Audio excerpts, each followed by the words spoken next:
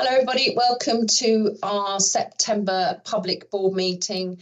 For those who might be viewing, we started a bit later today because we had our patient story in private because of the wishes of the individual, but we had a really interesting discussion with that person about the support and things that worked and didn't work in engaging our community mental health services team, and it was really helpful. And we also were grateful to hear from some of the staff from Humber who've been clearly incredibly supportive and helpful to the patients' ongoing recovery and there for them as and when she needs it. So that was why we are late today. Welcome to the board. We're going to start with apologies for absence. I don't have any apologies for absence. Declarations of interest, anything that anybody would like to add to the declarations. I know that one of the directors, I think it was Steph, has been added to and will be coming to us and with that included next time round. But Steph, did you want to say anything just about that declaration? Yeah, apologies for that.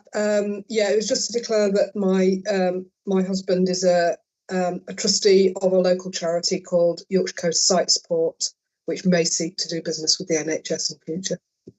Great. And for everyone on the board and anybody watching, we're really pleased to have Steph with us and Keith too, because they are two new non-executive directors. So you're very welcome to this, your first Humber board meeting. We're glad to have you with us. Let's move on then to the minutes of the meeting held on the 31st of July.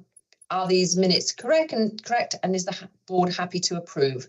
Let me see some good thumbs up. Yeah, excellent. Okay, they are approved. And we'll move on to the action log and any matters arising from those. Any matters arising from those?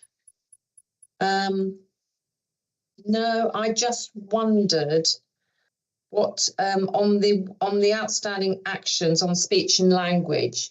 I see that was one where we were wanting staff from that division and patients hopefully to come and do a board session with us. So it'd be great to get that sorted. I think probably for different reasons it hasn't happened, but it would be great to get a slot for that in the future. If there's no other comments on the actions, we'll move along. Okay, thank you very much.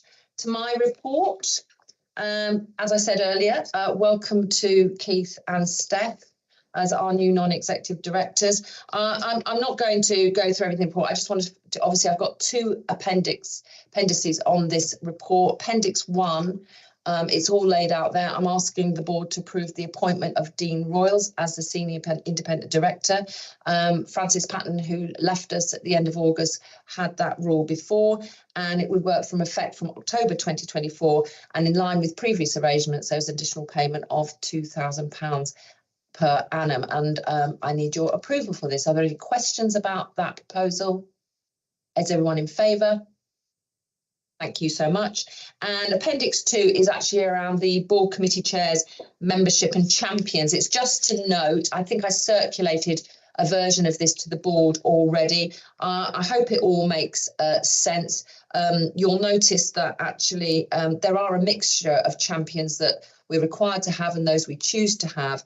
And we're standing down, which is when we choose to have the flu champion, because we actually have a really excellent vaccination program at the trust. I think I can't remember exactly, but I know we're right up near the top.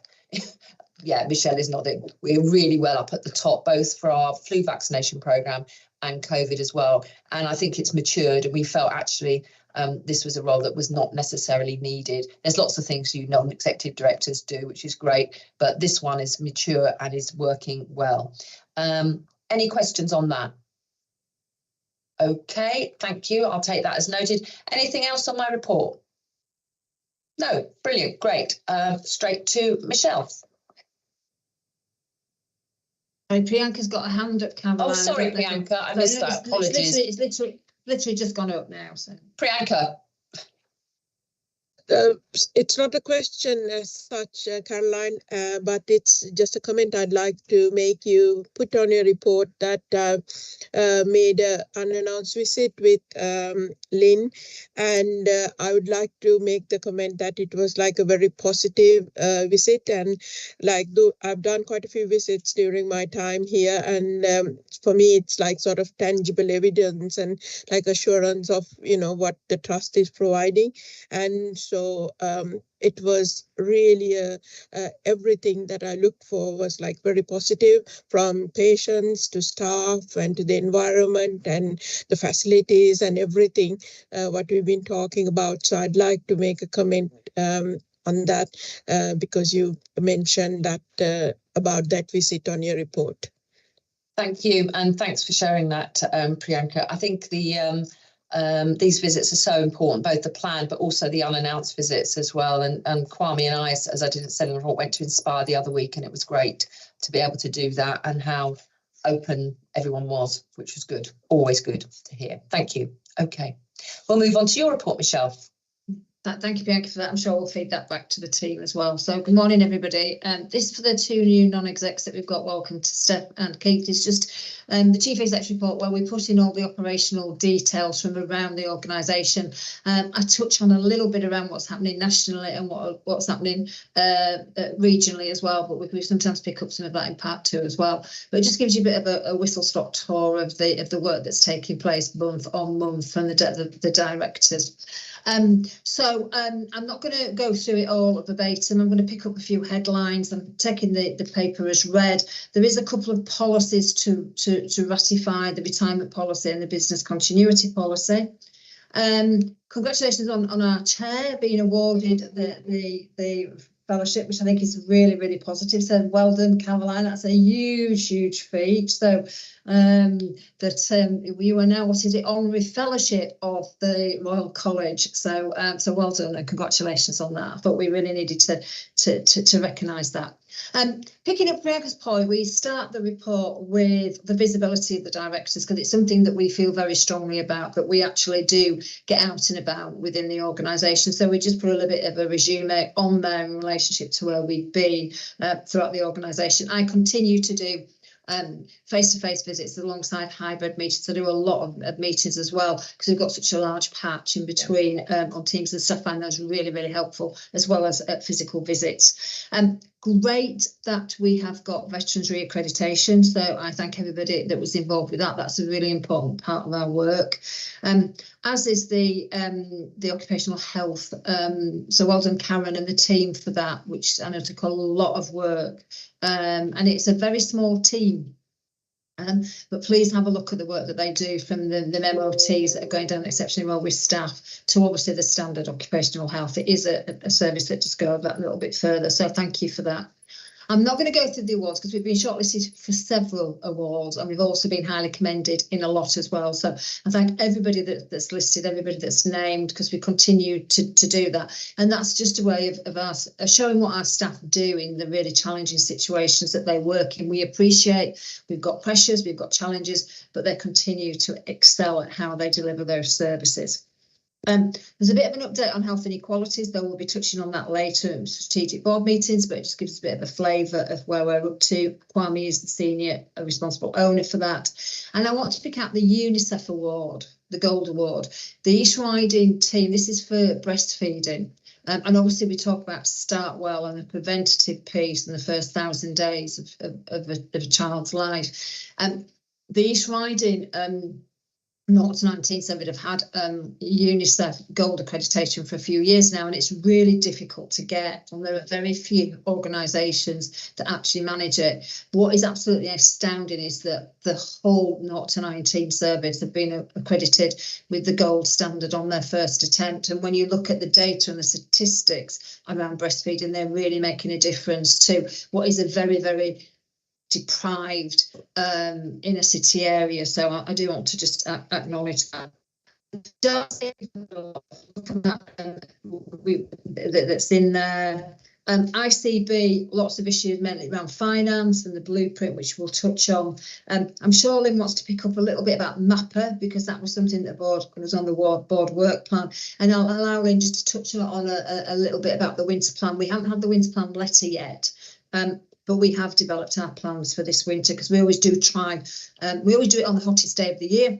And I think that's what we did again this year. But we always try to be very proactive. Great to see the physical health strategy included in the report, alongside the DASH report about the CQC. We're revising and relaunching Being Humber, which is our cultural and behavioural framework, and Cameron may want to just touch on that a little bit alongside where we're up to with the RESPECT programme. And obviously our flu programme starts in earnest next week. Thank you. We were the highest performing organisation in the region last year, which we'll continue to say. The numbers still need to improve, but we were the highest performing across the organisation, so no pressure there. And the board will be, there will be some flu vaccinations available to the board at the strategic session, alongside any staff that's in HQ on that October date. Thanks to the work that's already happening in Health Stars, if you remember those, we brought it in-house, the charity, and they're already beginning to see a real difference that's making. So thank you to Pete and particularly Anita, the charity manager.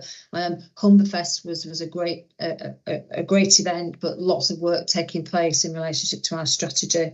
And well done for Kwame and the team. Medical education, we were the top trust in relationship to trainees response. That's out of 226, I believe, organisations. So lots happening, lots of challenges which we'll come on to, because obviously from the performance report, lots of challenges that we have, but that's a bit of an outline from me. I will ask, if it's okay, Chair, just Lynn, just to go through a little bit about the MAPA, because it was in the work plan. And then please obviously ratify those policies if they're okay. Thank you. Thanks, Michelle. Lynn? Yes, thank you, Caroline. Yes, so there is an update as part of my report around MAPA. And the work that we undertake in relation to that. So most of you will be aware that MAPA is our multi-agency public protection arrangements. Really important that we as a provider engage with the strategic work and the work across the city, Holland East Riding, in relation to patients that we work with that are subject to MAPA.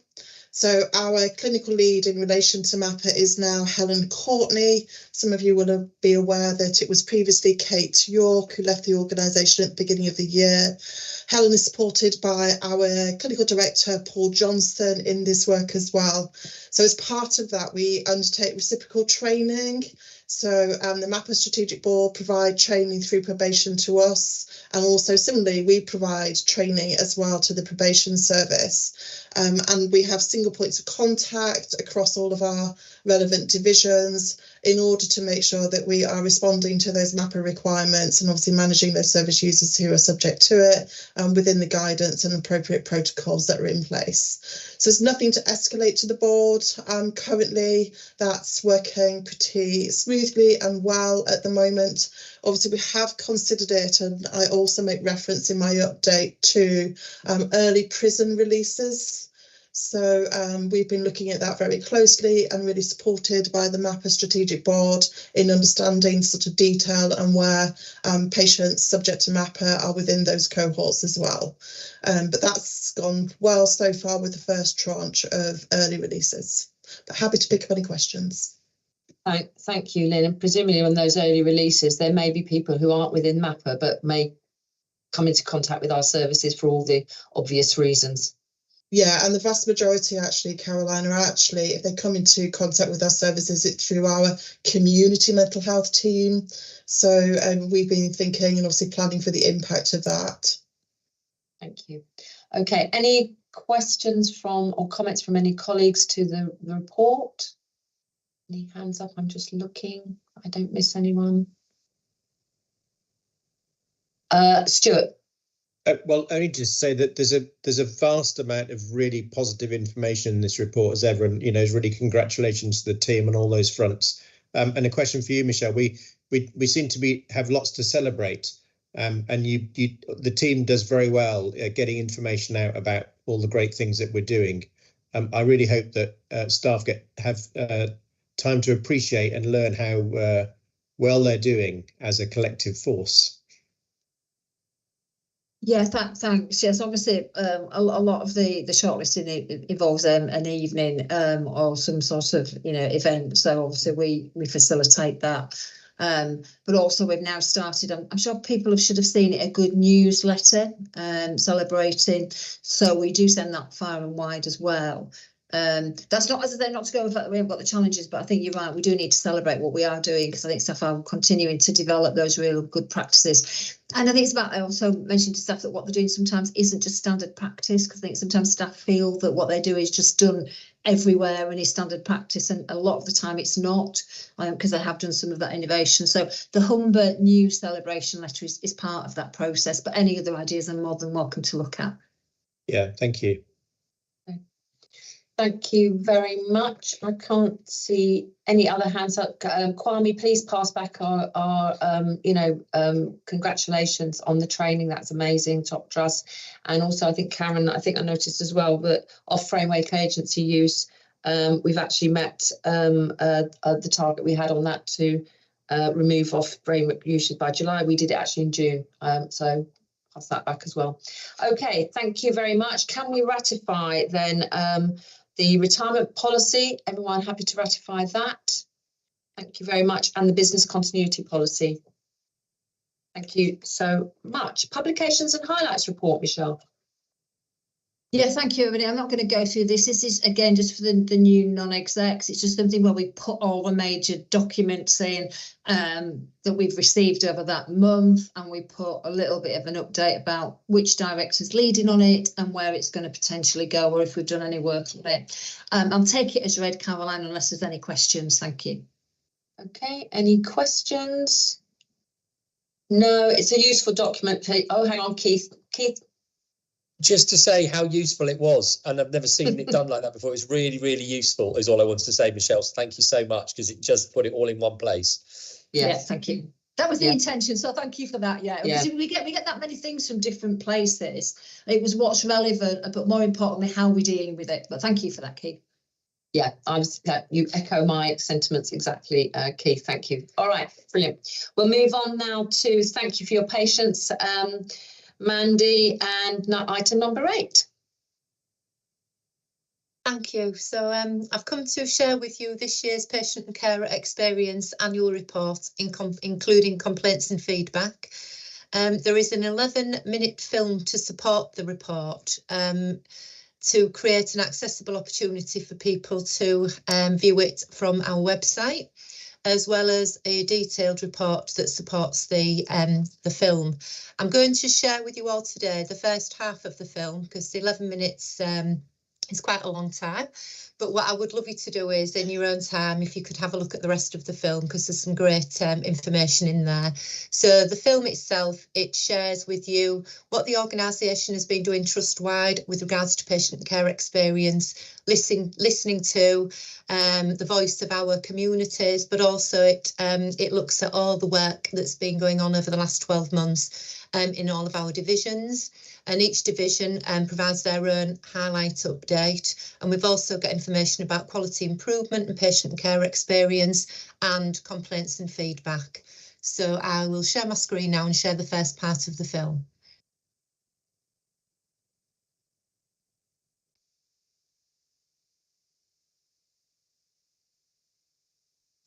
We are delighted to share our Patient and Carer Experience Annual Report, April 2023 to March 2024, including complaints and feedback. The report provides an overview of the work carried out across the organisation over the year to support the patient and carer experience and co-production agenda. The report also provides an overview of the complaints and feedback service for the 12-month period. Analysis of themes from complaints and concerns is used to identify areas for learning to improve patient experience. Throughout this film, we will refer to our patients, service users and carers as communities. Our communities, patients, service users, young people, carers, family and friends are at the very centre of everything that we do. There is no better and no more important way of improving services than by listening to what individuals think, feel and experience throughout their care journey and beyond. This annual report shows how the Trust continues to listen, support and work together with our communities and partner organisations. This year we launched our new Patient and Carer Experience 5-year forward plan, co-produced with our board, communities and staff and partner organisations. The plan shows our commitment to meeting the needs of our communities by actively engaging, listening to and acting upon their lived experience to help us with our improvement journey and transformational plans.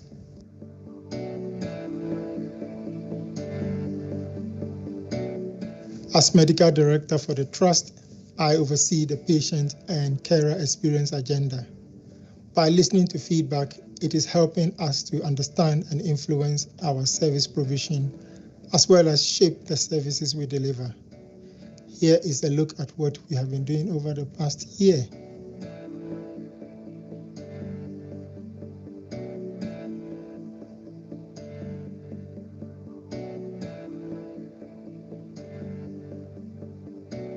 In July, the Trust was proud to announce that we were re-accredited as Veterans Aware, where we met the standards laid down by the Veterans Covenant Healthcare Alliance.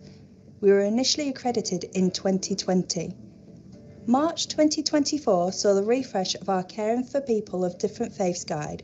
It offers an insight into spirituality, beliefs and faiths, and we are proud to showcase the co-production logo on the front page of the booklet.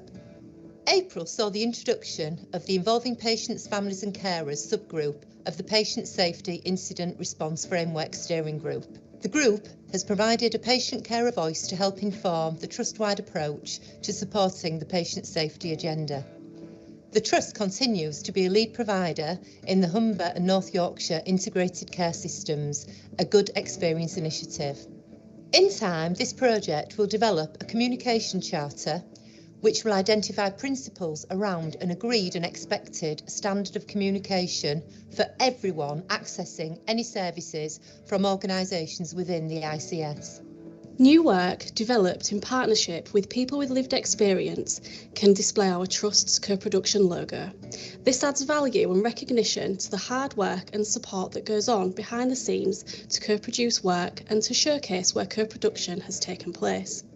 Since the launch of the co-production stamp, 53 pieces of work have been approved for the co-production stamp.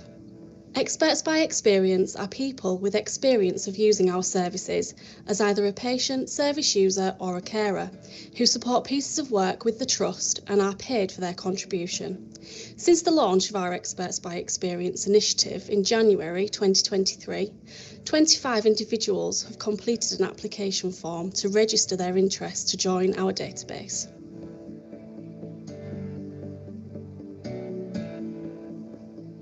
Our Humber Youth Action Group continues to actively engage young people between the ages of 11 and 25.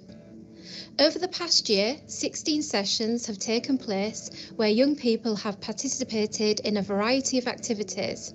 An example of this is where young members have been working with our staff, children and young people and their families who access Walker Street Waiting Room to create a really warm, inviting and engaging space.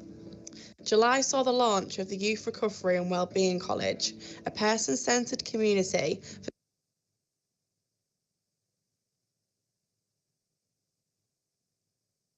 Okay, I've stopped there.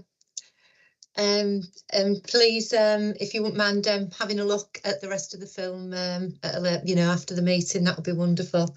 Because there's some great highlights from all the divisions in there, as well as I mentioned the complaints and feedback. So I'm happy to pick up any questions anyone might have. Thanks, Mandy. Good to see Anthony, one of our governors and volunteers, in there as well. It's good to see him. Star. I usually see him on meetings in a car because he's not driving, but his work takes him all over the place, doesn't he? So it's good to see him actually just standing there for a change on an online thing. But anyway, right. Question to Mandy. Stewart. Hi, Mandy. Thanks very much for the report. I had a chance to look at this at Quality Committee earlier this month, and it's full of really, really interesting information. the theme that comes through in both informal and formal complaints is communications, and the plan has got actions to address that. My question is this: how are we monitoring? How are we monitoring real time, on a current basis, whether we're improving on communications? Yeah, so we have an action plan process within the complaints and feedback team. So every time a complaint is partly or fully upheld, we then work with the team concerned and the investigator to ensure that a robust set of actions is created, and then my team track the actions up to completion. So that's how we track that we are obviously listening to the complaints, identifying actions, putting them in place to improve experience moving forwards. Yeah, so I guess I'd be interested to see in next year's equivalent whether we made any progress improving communications. Yeah, because it's such a common theme, isn't it? It is. Missed callbacks, difficult to understand documentation which is being revised, etc. So I think the main thing is not only to have the monitoring system in place, but actually to show progress. Yes, and also through our quality and patient safety group, we often, where there are areas for improvement, we do some deep dives, and then we create papers for the group, so they can get assurance on various themes, in particular relating to services.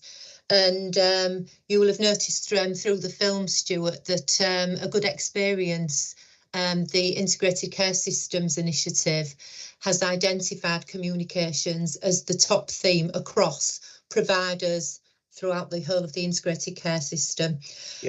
So we are looking at developing a communication charter, and that will be monitored as we progress with the charter. Once the charter has been developed, the idea is there'll be a toolkit and there will be an evaluation process put in place so that it's not going to be just a piece of paper on a wall, but we're going to ensure that it's actively working. Thank you. Thank you very much. Anybody? Hilary. Thank you. Thanks, Mandy. Really good report. And I've watched the film in its entirety, and it's just so uplifting to see all the great work that's going on. Just picking up a bit more really on Stuart's point, I'm mindful that in a couple of months we will be doing a big thematic review of patient safety incidents complaints as well, and some of the work from the HR department to really pick up the key themes for learning for the trust. Now, complaints for as long as I've been in the NHS has always been, communications has always been the top theme in complaints, no matter where you're working, what you look at. But I just think because it covers such a range of different things, it could be telephone, it can be face-to-face, it can be all sorts of things, whether or not within that thematic review you do, that you can actually drill down a little bit more into communications to try and theme it up a bit further, so we can target some of that area, and maybe by doing that we'll be able to start to demonstrate improvement across communication, rather than taking it as a job lot, because it isn't. There's so many different strands, isn't there, when you start to unpick it. And of course we pick it up as well in patient safety, so combining your top themes in communication with ours, we should get some tangible quality improvement programs going. So just maybe we'll talk about it outside of the board. Good idea. Thank you. Okay, I can't see any other hands up there. Please, everybody, when you've got some time, look at the whole video. I found it really helpful this past year, every now and again catching up with David Napier, who has our complaints team, and just having an informal discussion with him about what the trends are, what's happening, and what's being processed. And I found that sort of one-to-one with David during the year really helpful. But yeah, thank you, Mandy. Thank you to the team. I think the message there that Stuart and Hilary have sort of conveyed is, good to do some work on what progress on the communications and what's making a difference. And I know there's some examples of that in the report, but yeah, that would be good to know more about. I think also, isn't it, communications is just the day-to-day stuff, the interactions with people, not just obviously videos and everything else. It's those up close and personal interactions that are so important too. Thank you, Mandy. Thank you to the team. Cheers. Thank you. Oh, can we ratify the report? Sorry, it's gone through various committees. Are we happy to ratify? Yeah, great, lovely. Thank you, Mandy. Take care. We move on to Debbie. Thank you for your patience, Debbie. We have the item number 9 around infection protection and control. It's the Quality Committee have a really important role as well, and it's formally monitored through the Quality Committee as well as an ongoing piece of work. But over to, shall I go straight to Debbie, Hilary, or did you want to? Straight to Debbie. That's a new slogan, straight to Debbie. Okay, yeah, over to you. Yes, thank you for the opportunity to attend. As we said, it's been to the Quality Committee prior to this, and I'll take it as read. And what it does, it just highlights some of the trust performance against the progress against the 223 to 228 IPC plan. And this was co-produced, which we're extremely proud about. The year continued to be extremely busy, I think, with activity pertaining to COVID, although we'd come out of the pandemic.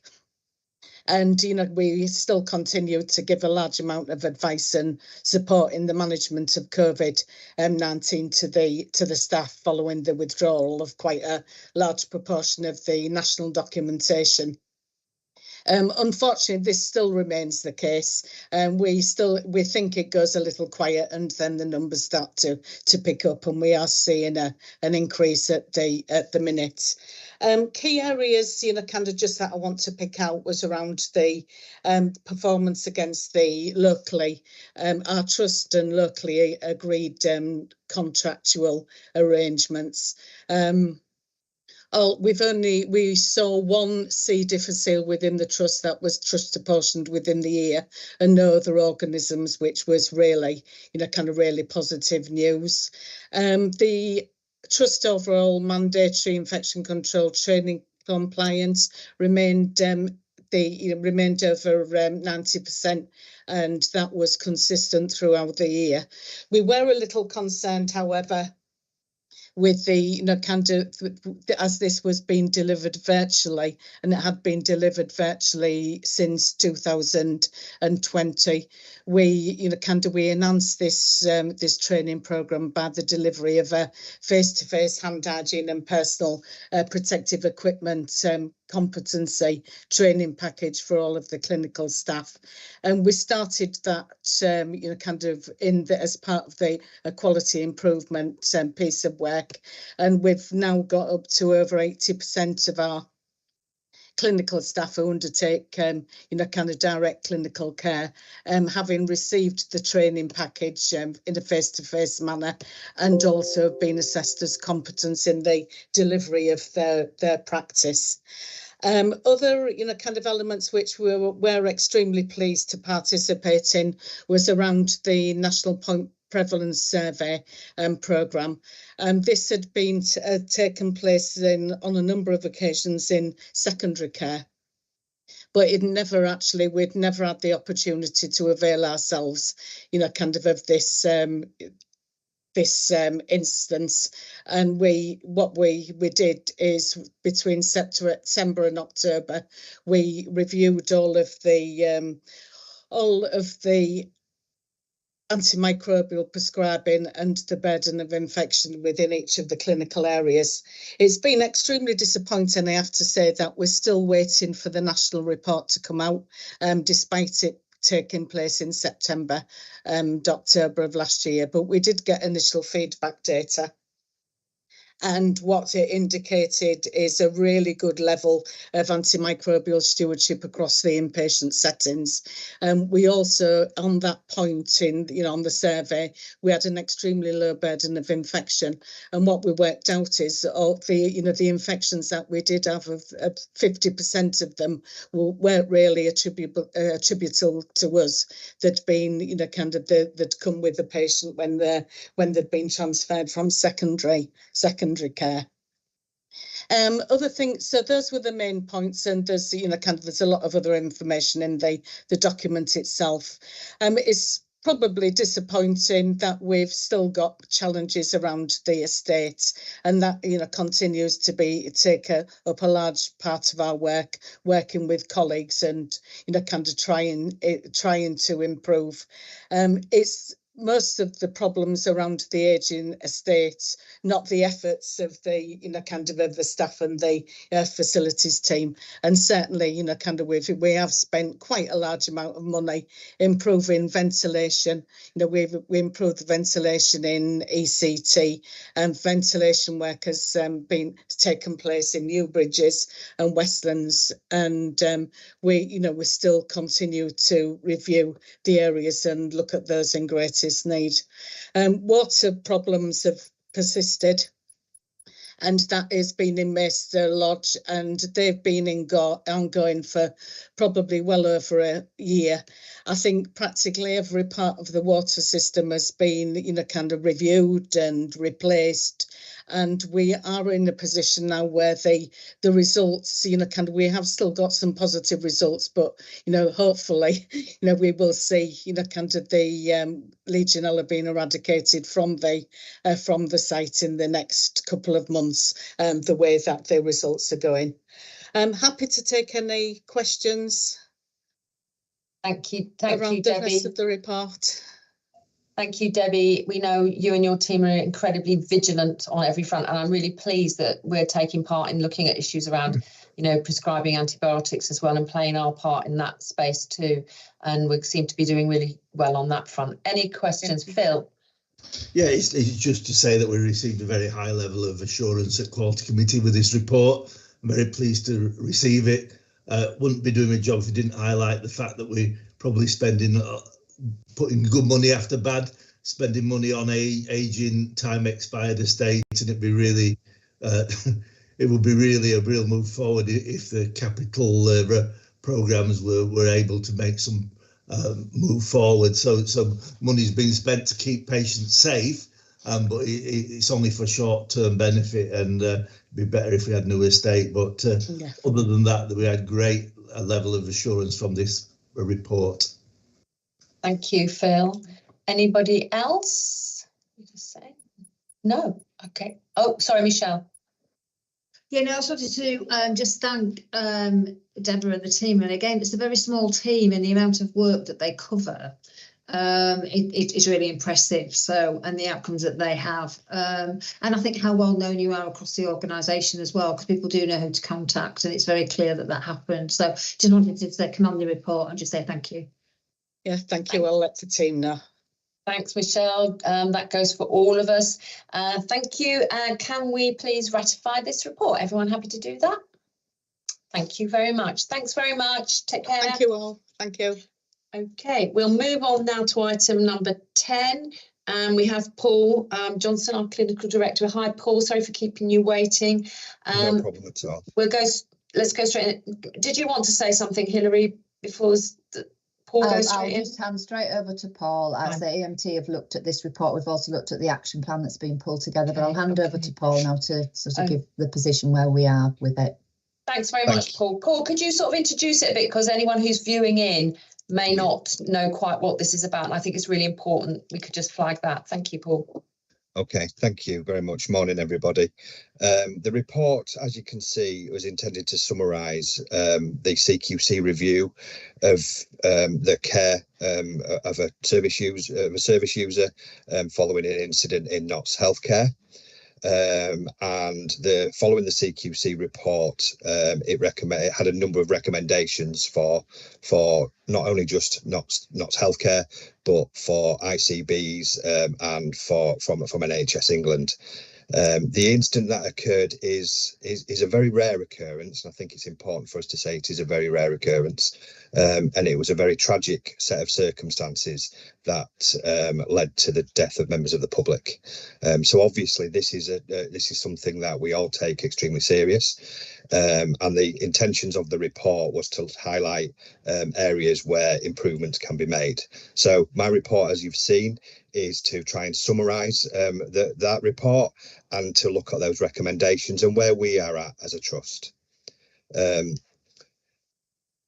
So I suppose where I want to start is that there were some initial recommendations, and these were immediate recommendations for all trusts, and also recommendations for ICBs to undertake a self-assessment of where each and every trust across the country are at with the set of recommendations. So the first one was that there was an immediate review of all of our trust policies, our standard operating procedures, to ensure that we had no processes, formal processes, which would lead to somebody being discharged just because they didn't engage in services.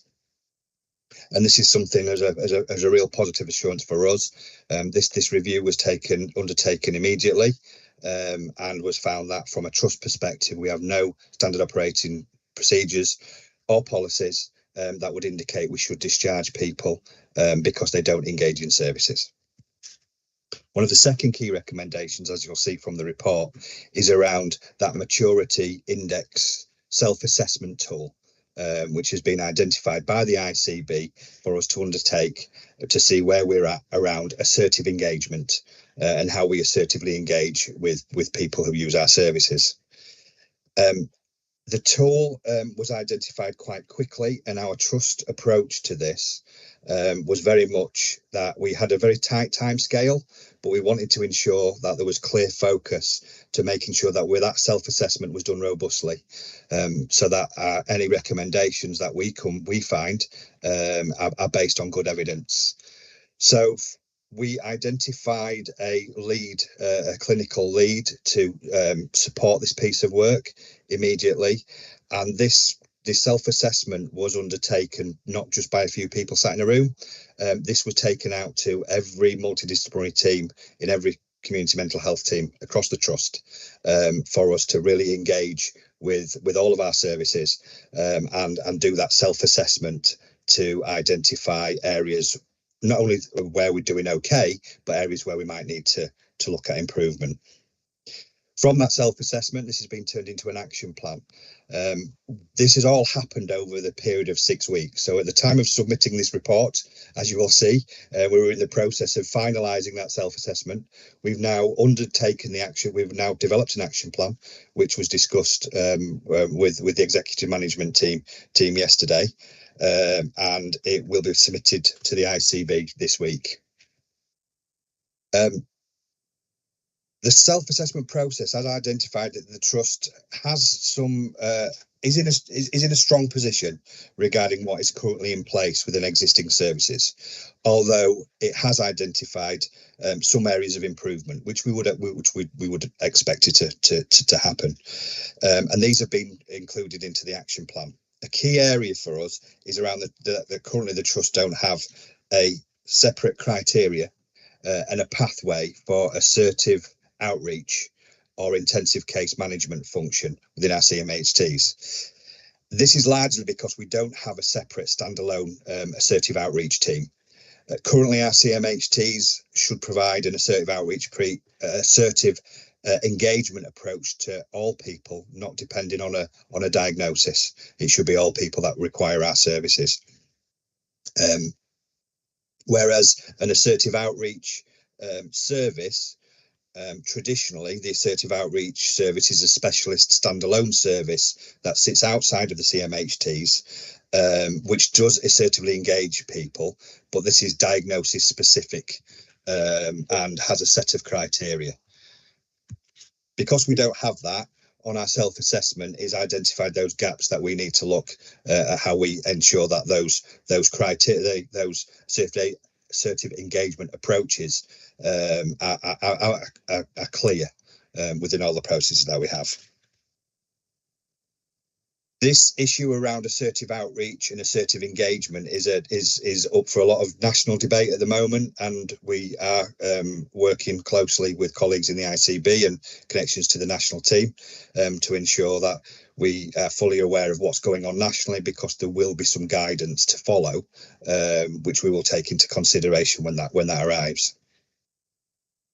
I hope that has given you some of the outline of where we are at the moment. The action plan is complete. We have identified a dedicated lead within the service. These action plans this action plan that we've developed is going to be seen in conjunction with the overall community mental health transformation programme. It's not something separate. It's part of our overall community mental health team transformation programme, and this is a scheme within the Trust Service Planning and Transformation programme. So with that, there'll be a clear line of reporting from the Service Planning and Transformation programme through to the Organisational Development Group and the Executive Management Team. This report will also be going to the next Quality Committee. And we will be looking at how we ensure that there is a clear lines of communication of where we're at against the plan.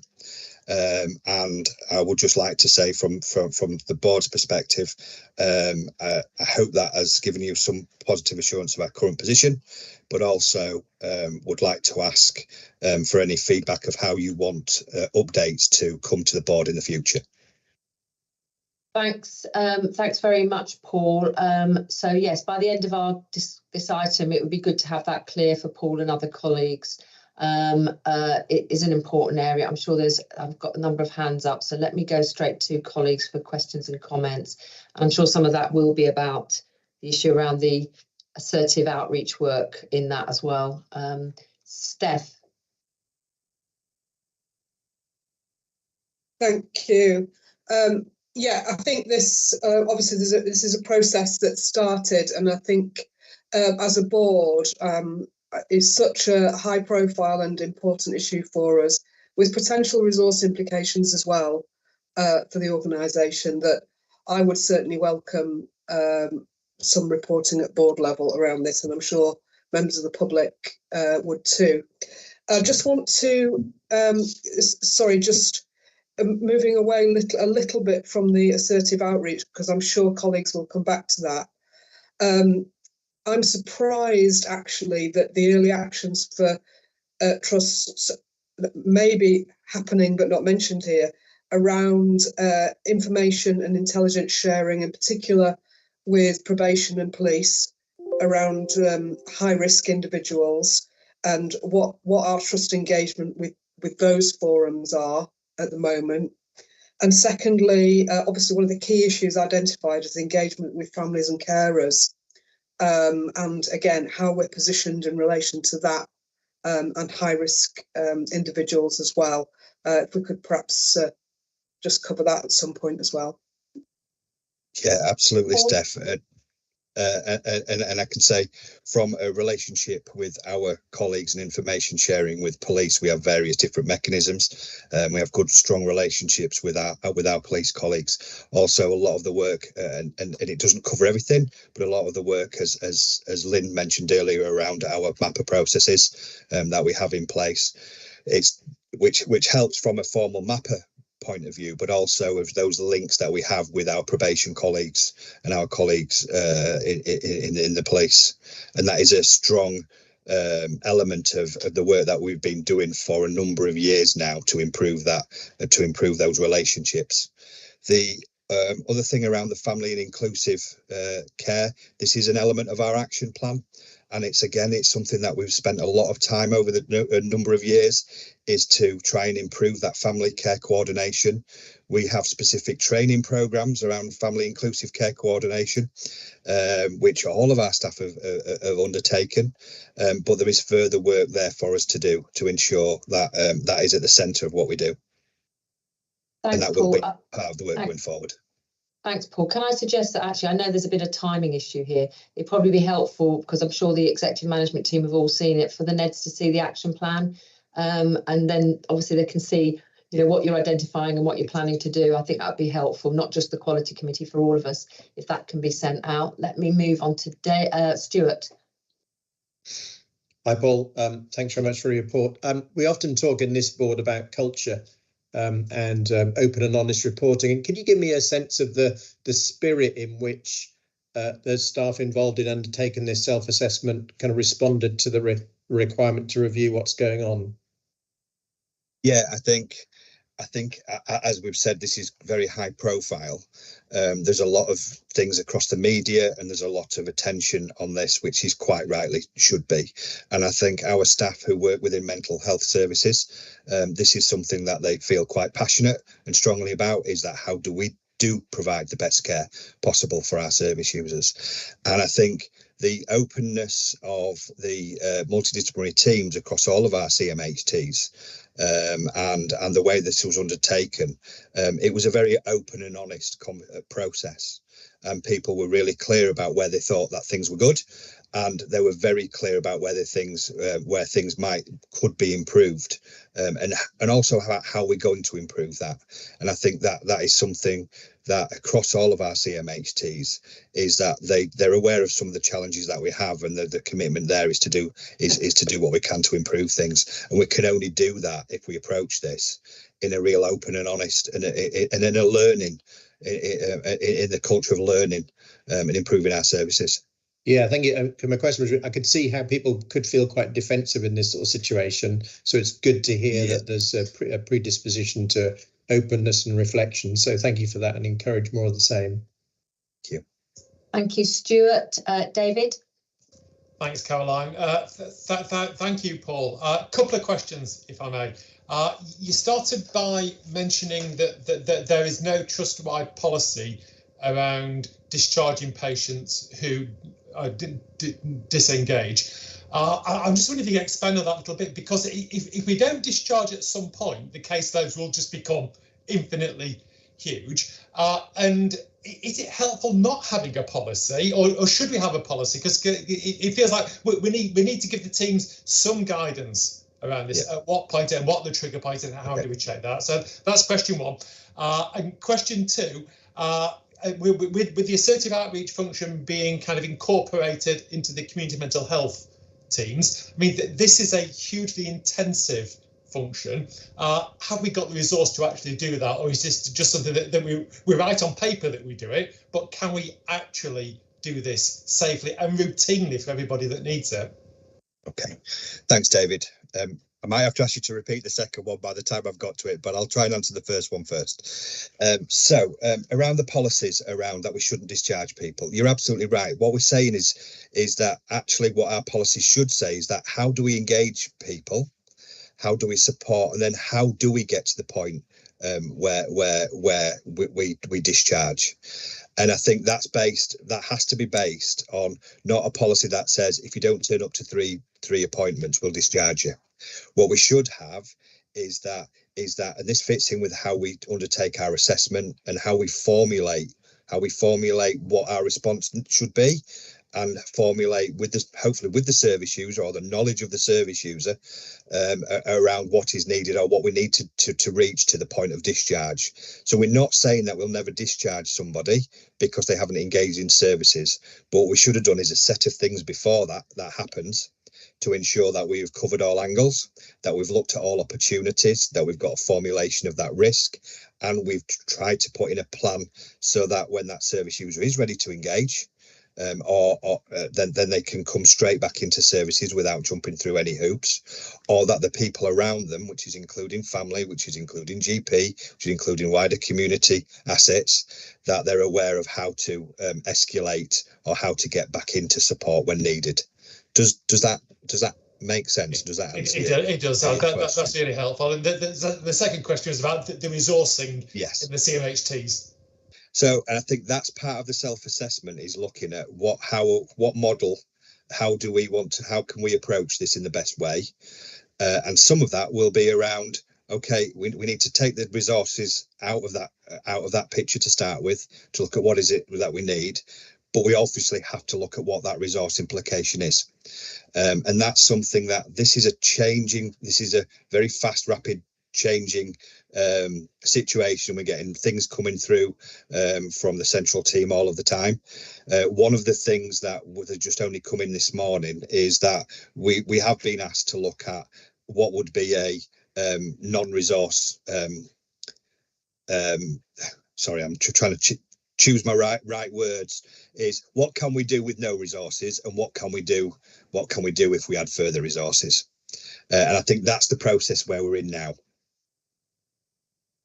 Because there's always things we can do with what we've got, and that's what we've got to maximise. Do you think, Paul, that some of the decisions on this will be in some ways taken out of our hands, in that if the national discussion just decides you have to have an assertive outreach in the way that you were describing earlier for a specific group rather than for everyone? It's not that we should be doing assertive outreach with everyone, presumably. If they're not responding, that should be there for everybody. But for a certain category, if you like, if that's the right wording of patients, there's a step up, there's almost an assertive outreach plus, I don't know how to describe it. The terminology is really, it says different things to different people, doesn't it? Do you think the centre's going to be more prescriptive, I suppose, on this coming out of this discussion?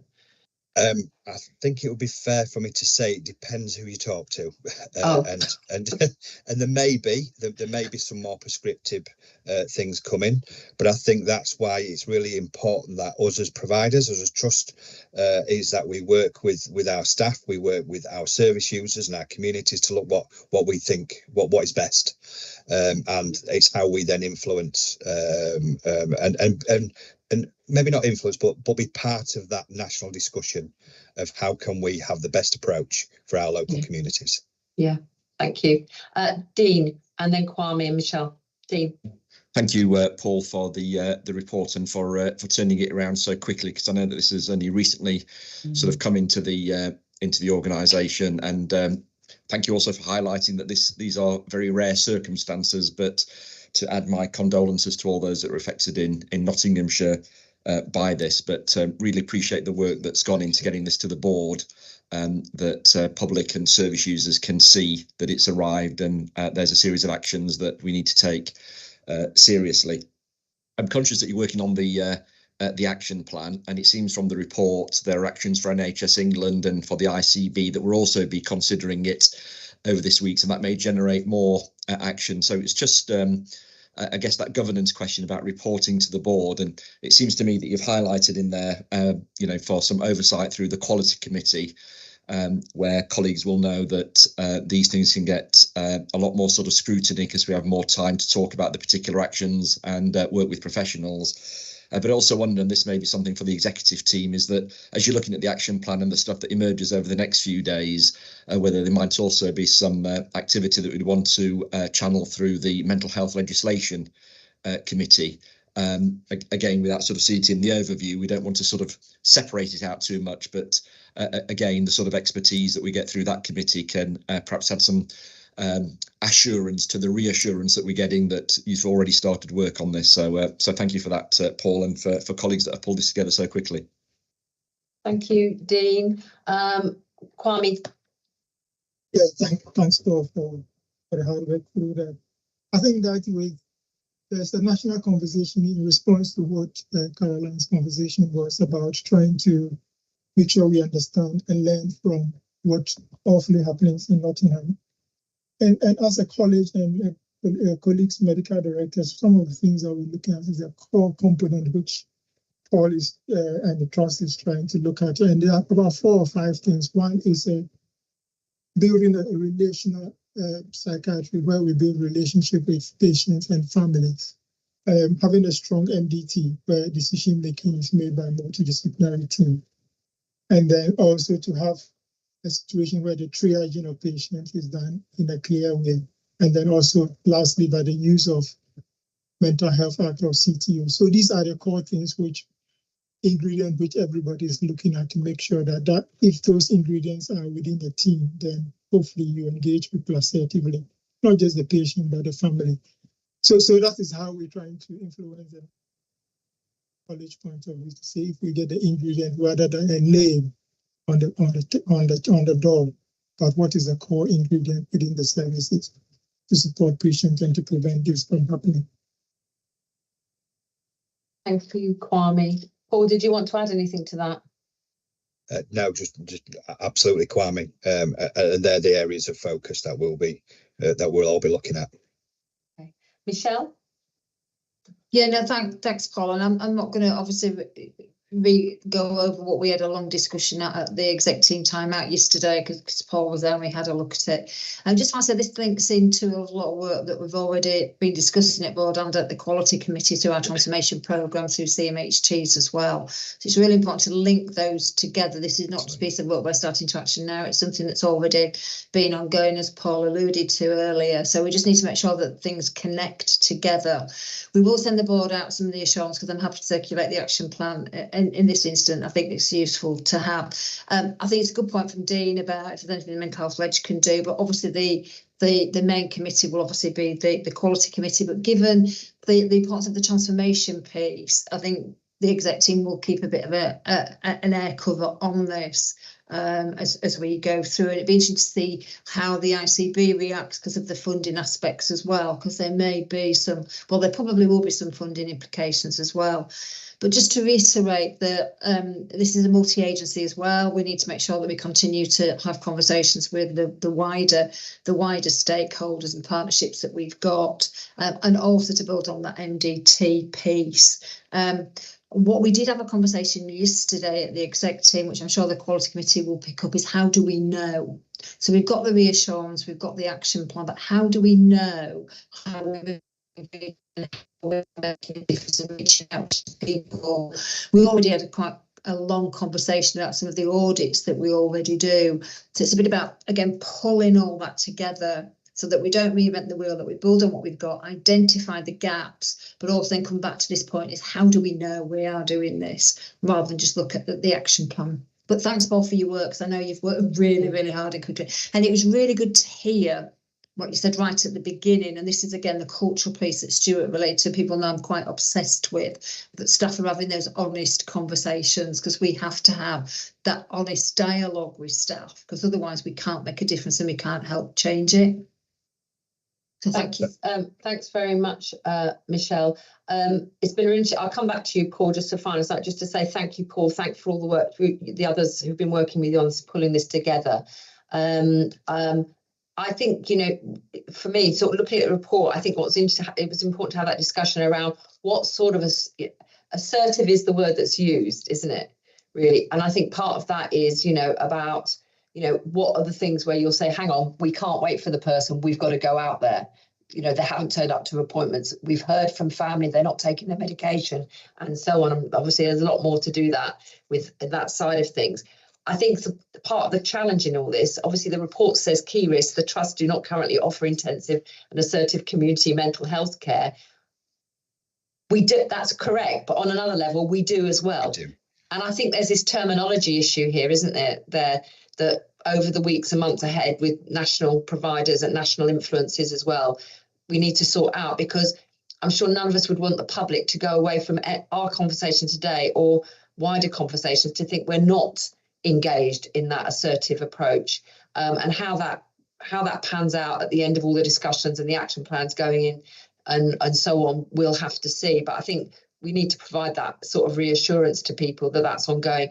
And just to share another point, I've mentioned this to Michelle actually in our catch-ups, but with others and Paul, we had a meeting of mental health network chairs with colleagues from the national organisations, Claire Meddings and others. And it was interesting there again, one of the things they said was about not seeing it as a failure. I'm paraphrasing, so not seeing it as a failure if for good reasons someone who is at the moment in the community really does need to come back as an inpatient.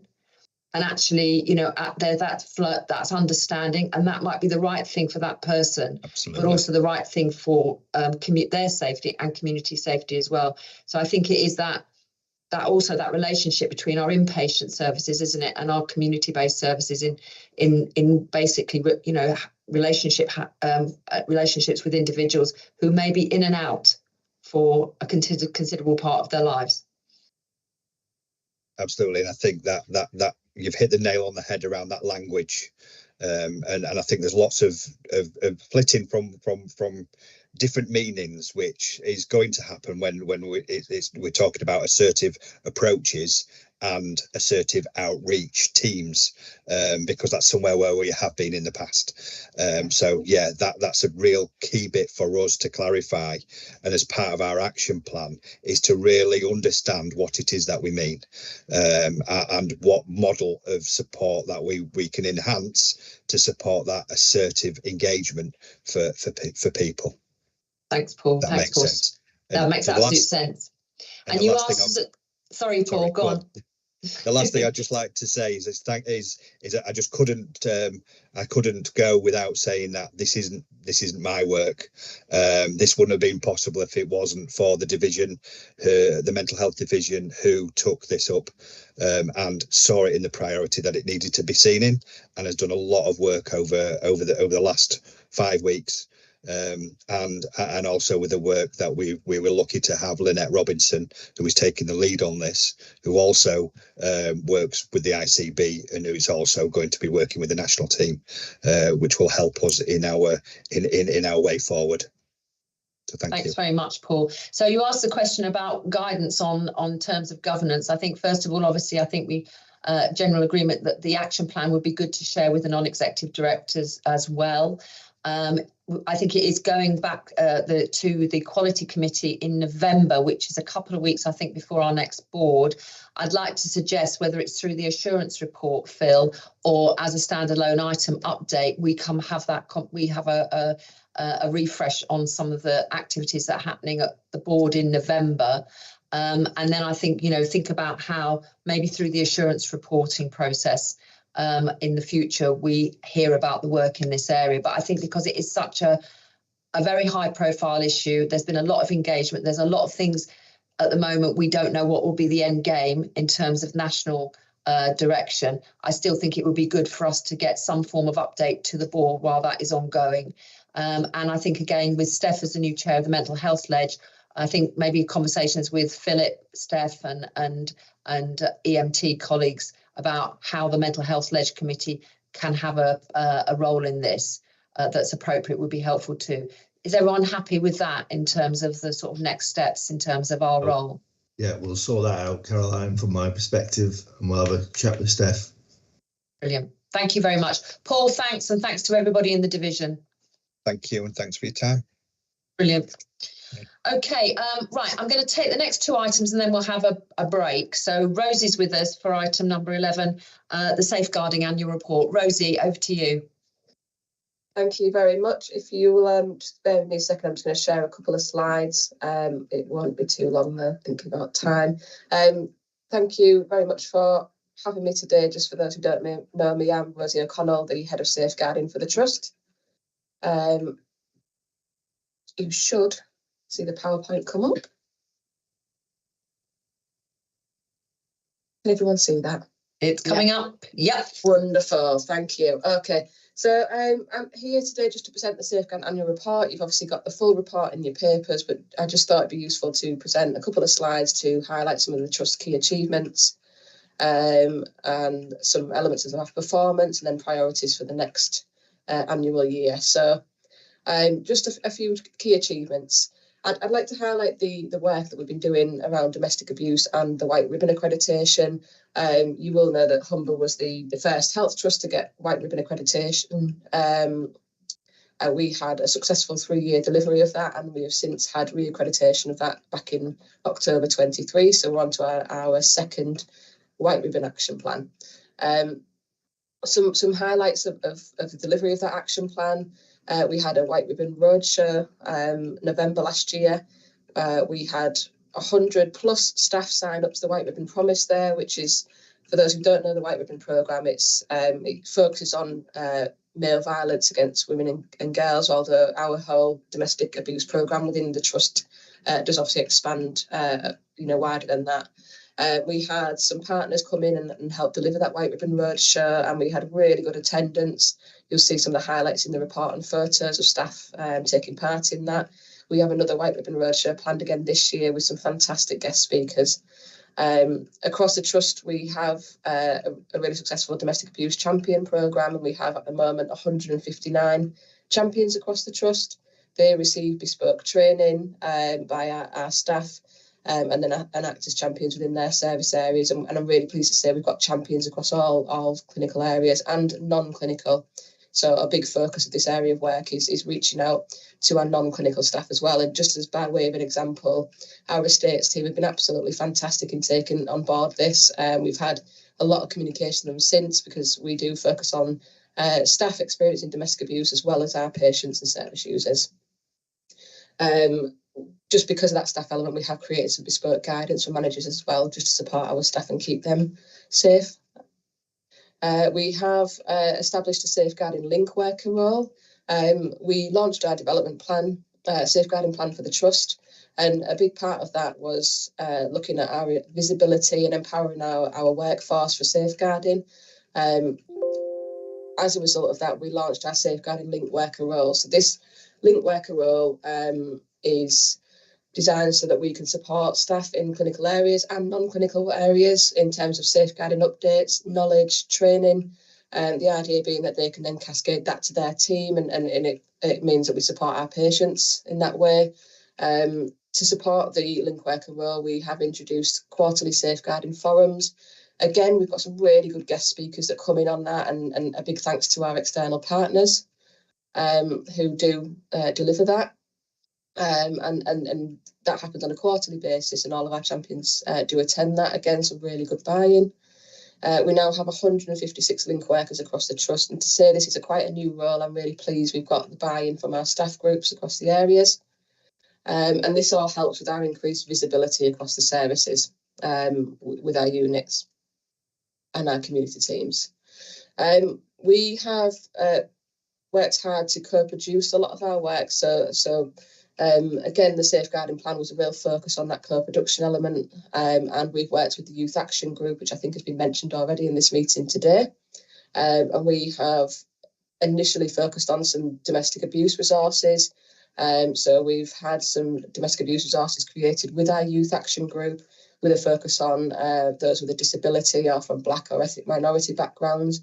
Also some focus on sexual abuse and the LGBTQ plus community. We've got some really exciting projects planned in the future, which are going to be working alongside our patients and carers as well. And then finally, just to highlight the sexual safety work, obviously the board will have seen the Sexual Safety Charter, which was to be launched. From a sexual safety perspective for safeguarding, we do have the Sexual Safety Group in the Trust now, and I co-chair that alongside a representative from the Workforce Directorate, just so we've got that overarching approach of sexual safety for patients and staff. We have the Sexual Safety Charter in place, and then there's a lot of ongoing work regarding policy and training. And our group is really well attended by, again, staff across the area, and we do have staff side as well on board with us, and some of the medical representatives. So it's a lot of exciting work going on in that area, which we will see some developments over the next year as well. From a performance perspective, the report does detail in much more detail in this slide some of the activity that we have seen over the last year, and highlight some trends and themes. You'll see here we've had an increase in our adult safeguarding concern referrals and our child safeguarding referrals.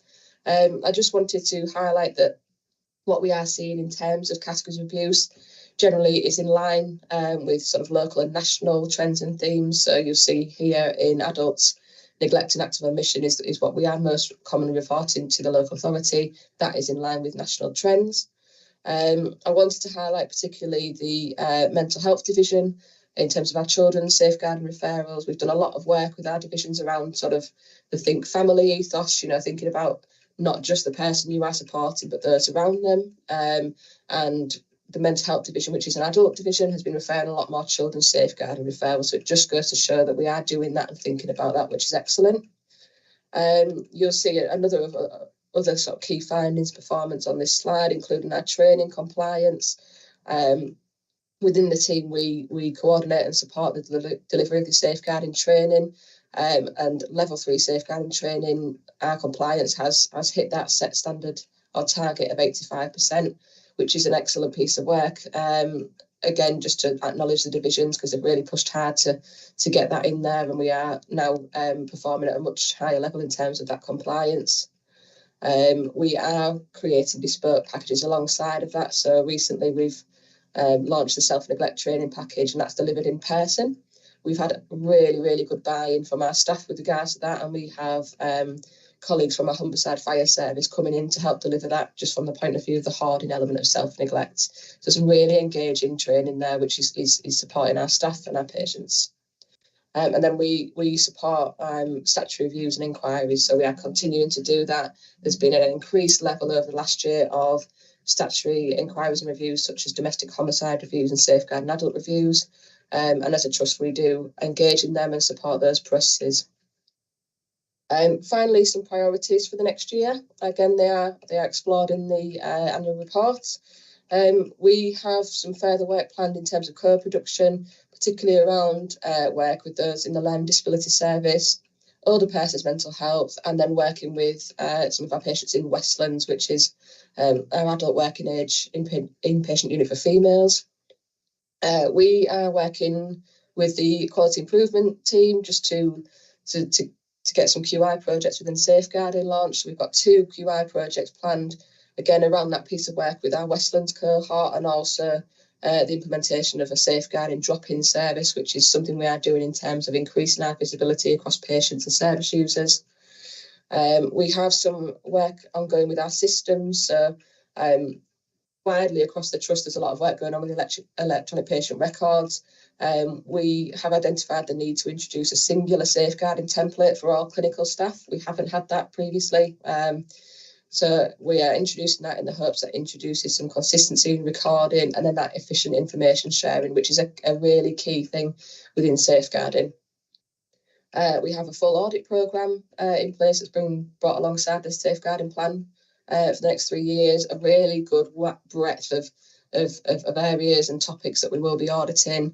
And also we continue to take part in the multi-agency audits that our safeguarding boards and partnerships lead on. And then visibility. This is a priority for us, and it's important to recognise, I think, that this comes from feedback from our patients, feedback from our staff groups. So when we created our safeguarding plan for the trust, this visibility and us being more present and supportive and there on the ground with our staff and patients was really sort of well vocalised as something that they wanted. So our visibility is something we will be focusing on the next year, and that includes the introduction of the drop-in service and our ongoing support with units and wards where we, for example, have patients in seclusion. We have that independent oversight. So that is the presentation. I'm just mindful of time, so I'll stop sharing. If anyone does have any questions, please come in. Thanks very much, Rosie. And if Laura, you could maybe share those slides, which are really great summary as well, those 3 slides, I think, to the board, that would be great too. Thank you. Priyanka. Thank you very much for your presentation, which was very informative, and hopefully you'll continue with the good work that you're carrying out. And my simple question is, you mentioned about the White Ribbon program and that it is domestic, you're looking at domestic abuse for women and children. And my question is, from experience living in this city for quite some time and working here, I have seen there is quite a bit of abuse happening to men and boys. So is that something that you are addressing in the work that you're doing? Yes, it is. Yeah. So obviously the White Ribbon programme has its focus on against women and girls, but we do have a focus within the wider safeguarding plan, which focuses on male as victims as well. And we've expanded our work around males as victims, but also working alongside people who may be perpetrators as well. So yeah, in short, we do have a wider sort of plan that makes sure that we don't miss out on male as victims. Thank you. Thanks, Priyanka. And also children in those situations, they're affected even if they're not directly being physically or emotionally abused. It's not just the adults, isn't it, Rosie? So Dean? Yeah, thank you. And thank you, Rosie, for the update. I know we had a good discussion on this at the Quality Committee as well earlier this week, and I'm sure it'll be in Philip's assurance report later. It was just, I suppose, an acknowledgement really that this is very sensitive work and doesn't necessarily get profiled much in sort of board papers because of the nature of it. But we do recognise the emotional, toll that this will have on you and your colleagues that are working in these very sensitive and often traumatic areas. So thank you for the work that you do in pulling this report together, but also for the people in your team that are providing that support in often the most desperate of circumstances. So thank you very much. Thank you, Thank you, Dean. Thank you. I can't see any more hands up. Can I just ask just a bit of clarification for everybody? As obviously you've seen that there's been a reduction in certain areas where it would not be expected to an audit is planned. What's the time frame for that? And would the outcome of that go to quality? Would it go to audit committee with Stuart? Could you just clarify that for us? Yeah, so we've got, alongside the safeguarding plan for the trust, there's a safeguarding audit plan which can be shared. It's I think it was shared in the Safeguarding Learning Development Forum yesterday.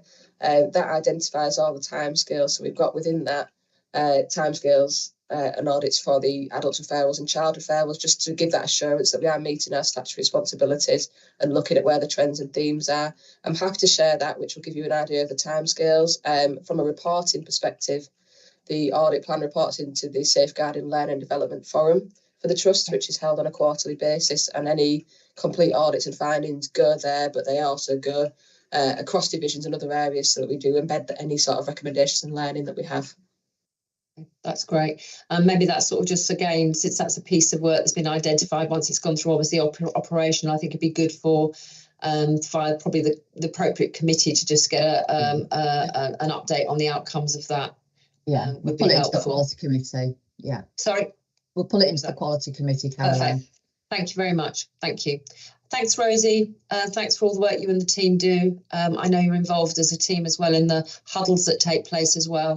We're looking at issues with other colleagues, and it's always good to have your voice and others from your team there as well. Thanks very much. Thank you very much. Now we've got to ratify this. Are we happy to ratify this report? And send it on its way. Thanks very much, Rosie. Cheers. Thank you. Okay, we move on then to item number 12, Kwame, the annual self-assessment for placement provision. Thank you, Chair. So this is an annual self-assessment for quality for placement in the trust and for trainees. This is not just for doctors, but all professionals who we support through their journey to become nurses, psychologists, AHPs in the service. The trust is required to show evidence that we are meeting the quality of placement for learners. So what we did is that we got a group of lead for education and professional group together as a working group, and we went through all the questions and the standard which has been asked. There were 61 questions, 11 sections, and it is detailed in the. We believe, having looked at it, that the set standards are being met, and this is based on continuous improvement, development. There are questions around training, supervision, well-being, and EDI standard, which we have responded to. So following board sign-off and approval, this will be uploaded into the NHS England portal for submission. This is not for assurance. This is not the only way in which we assess the quality of our training for doctors, nurses, and everybody who support. We also do get NHSE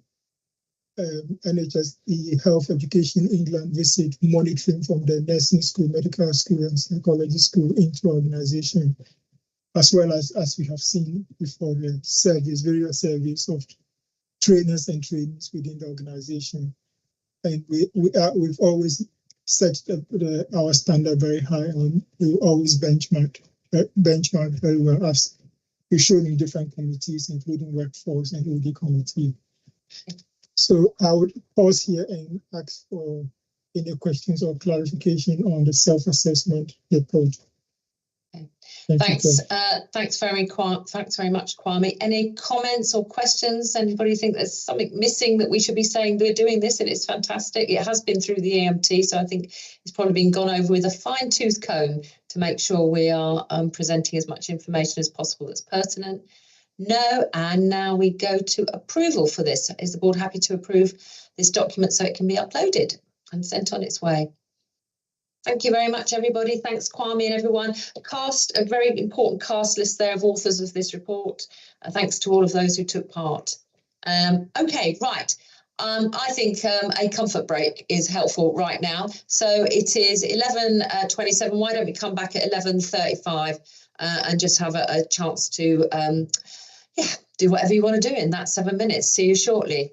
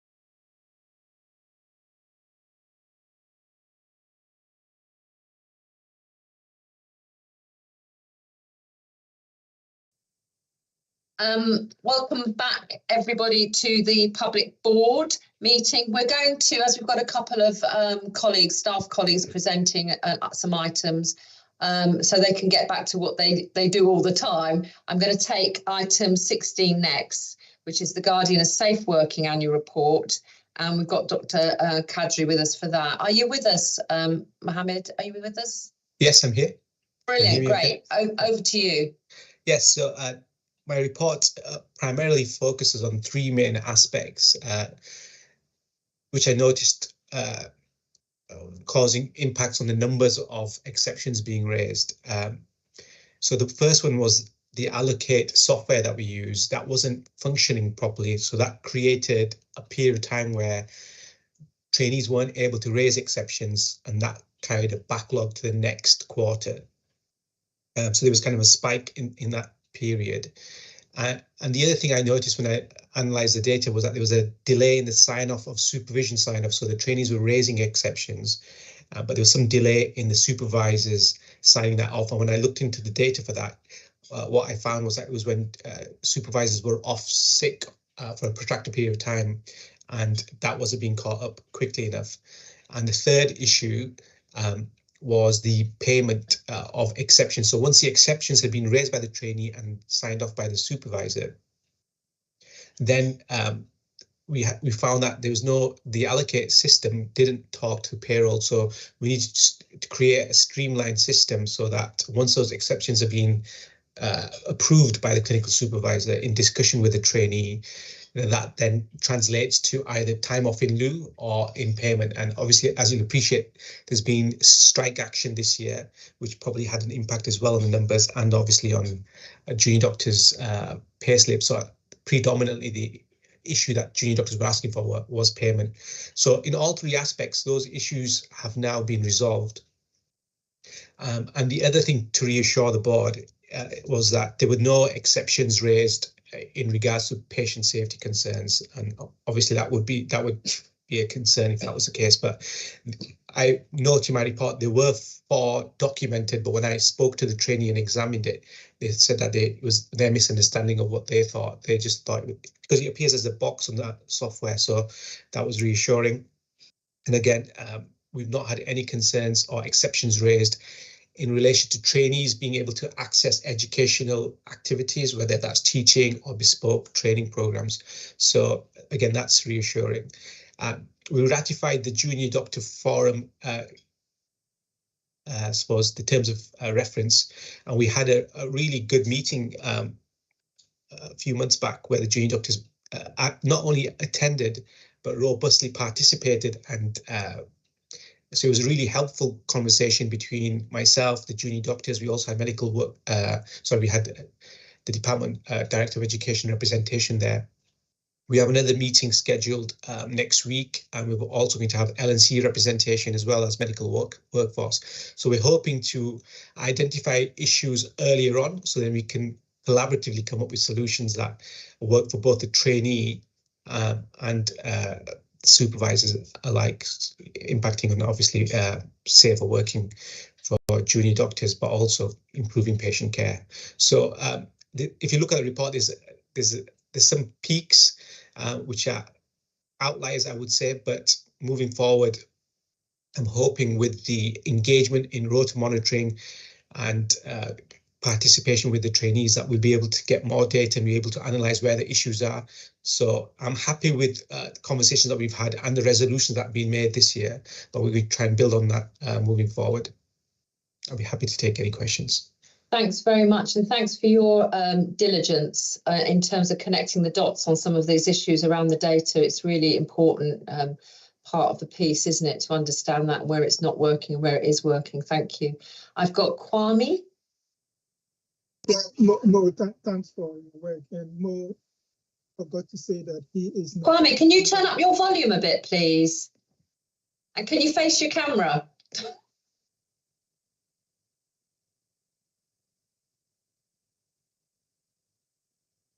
Can you hear me well now? Perfect. Okay. So Mo, thank you for your work. And I said Mo did forget to say that he's not the Freedom ambassador for doctors in terms of freedom to speak. So all of us, we go to him if we have a problem and it's not being resolved. Thanks for that. I think Mo is right. What we have done is that we were using technology to resolve payment, but that didn't work. We have a meeting with Allocate, and now we've gone back to paper and we paid all the doctors who were standing. We're also doing rota monitoring to understand where how the rota is going. I think the feedback we're getting from juniors are one of the rota is more busier than the other. That's where they are getting the exceptional report. So we want to get an accurate picture of that and to look at whether the rotas need to be reviewed. And I think that we have junior doctors at all levels, not only at their committee, but LNC. And yesterday we have good representation. So we're picking up issues and then resolving them. And thanks, Mo, for supporting. Thank you. Stuart and then Dean. Stuart. Dr. Kadri, hi, it's Stuart McKinnon here. Very quick one. Would the trainee doctors recognise and endorse the recommendations you've concluded in your report? I know it's kind of hard to answer, but are you closing the loop between what you're concluding and what action is being taken, and are people happy with it? That's right. So in the Junior Doctor Forum committee meetings that we have quarterly, I present the exception reports, the quarterly reports, and I'll be providing the annual report when I meet with them next week. So we do go through that as part of the agenda item. Thank you. That's a good to hear. Thank you. Thank you. Dean? Yeah, it's just to say thank you, Mo, for coming. Mo comes to the Workforce Committee, I think, once a quarter to report for us, and really reassuring about the work and effort that he puts in to get this right. And likewise, Stuart, we often check back with Mo about that sort of engagement with the junior doctors, now to be called resident doctors, following the recent acceptance of the offer. So really good to see that. And this is a requirement that it comes here once a year to be having a look at the work that's done. But this year has been challenging given that industrial action and the issues that Mo's outlined. So thanks once again, Mo, for all the work that you've done on this. Thank you very much. Thank you, Mo. Is the board happy to approve this report? Yes, thank you very much. Thanks, Mo, and thanks for your patience with us today in terms of timing. Have a good rest of the week. Thank you. Okay, we will move on to item 19. We've got Pete Cook with us. Likewise, Pete, sorry for keeping you waiting. And you're going to introduce the Being Humber refresh. Thank you. I am, yeah. Hi, thanks ever so much for having me, Caroline, and everybody else. I'm going to share my screen, so hopefully you should see that. Hi, morning, everybody. I'm excited to talk about Being Humber, our Being Humber framework, our behavioural framework, which was launched in 2022. So this framework sets clear expectations for our employees, ensuring alignment with our organisational values and our goals. So Being Humber outlines the specific behaviours and attitudes that we expect from our staff, fostering a coherent and positive workplace culture. And for a trust like Humber, this framework is absolutely instrumental in several key areas. So first, it helps us capture our culture. So by embedding our core values and principles into everyday actions and decisions, we provide a roadmap for employees to understand and embody the trust ethos. It guides our performance. So with those clear standards for behaviour and performance, Being Humber aids in appraisals and in professional development, ensuring that staff work towards common objectives while enhancing our overall efficiency and cohesion. And of course, it promotes inclusivity and equality. So Being Humber promotes and emphasises the importance of diversity and inclusion, offering concrete examples of how these values can be realised. And this ensures a just culture where staff can feel valued, respected and treated fairly. So by articulating all of these expectations and cultural commitments, Being Humber can help create a supportive and high-performing work environment, which ultimately contributes to the trust's success. It reinforces our reputation as a leading healthcare provider and a unbelievable place to work. I always smile when I say that word. I don't know. I don't know why. So we've refreshed it. So I just wanted to talk to you about the enhancements to our behaviours. We're talking about refreshing, but really what we've done is we've enhanced it. So through the lens of various important areas, which you can see on the slides here. So restorative just culture, sexual safety, equality, diversity, inclusion, health inequalities, learning from incidents, compassionate leadership, and preventing closed culture. So those are sort of elements that we've just sort of pushed into the Being Humber framework to make sure that, you know, it really amplifies what it feels like to work here, what we need to make sure that we can demonstrate as we work. And in doing that, we've almost come up with these core characteristics. And we've refreshed our language. We've basically put our Being Humber framework into section titles, which can be summarised into these 8 qualities or characteristics that we've got, which are we put patients first, we're courteous and civil, we're compassionate, we act with integrity, we're inclusive, we communicate effectively, and we work together. So under these headings, we've provided more meaningful examples of how these behaviours can be demonstrated, what will and what will not be tolerated. I'm not going to go into the full framework. I do not have the time, but I hope you've had a chance to see the draft copy that I have included in the paper. We've done this through for a period of consultation, and it's been a brilliant experience for the organisational team. We've got to explore how our reputation is shaped by our behaviours and how it's perceived by our own people. And for some of us, these behaviours are really obvious. And for some of us, these behaviours can feel quite aspirational. But what we can all agree is that they're right and that our intentions can all be captured in one place. So the draft that we've got to has been to EMT, and it's about to sit with our new internal designer to really shape it into a more practical sort of document. Let me talk to you about the implementation. So how are we going to implement this? So as I said, in 2022, we created this framework originally, and what we didn't want to do was just relaunch it and just say, well, we've got a brand new one. We haven't. Our existing one still stands. It's still being used every day. So what we wanted to do was, rather than just do sort of a relaunch, we wanted to sort of make sure that it worked out and worked out well. So we're essentially updating the existing document and after completing the consultation, we're now ready to refresh the document, replace the document, relaunch some core ideas, and then just to remind people that it's still there. So that's what we're doing. And a more detailed communication plan went to EMT for engagement and for sign-off yesterday. So as I said, Being Humber is sort of part of the fabric of who we are, and it should thread through everything that we do. So one of the things that we're going to be doing is looking at how the already recognised brand of Being Humber features in all areas of where we work. And we'll be showcasing how we can put Being Humber into practice.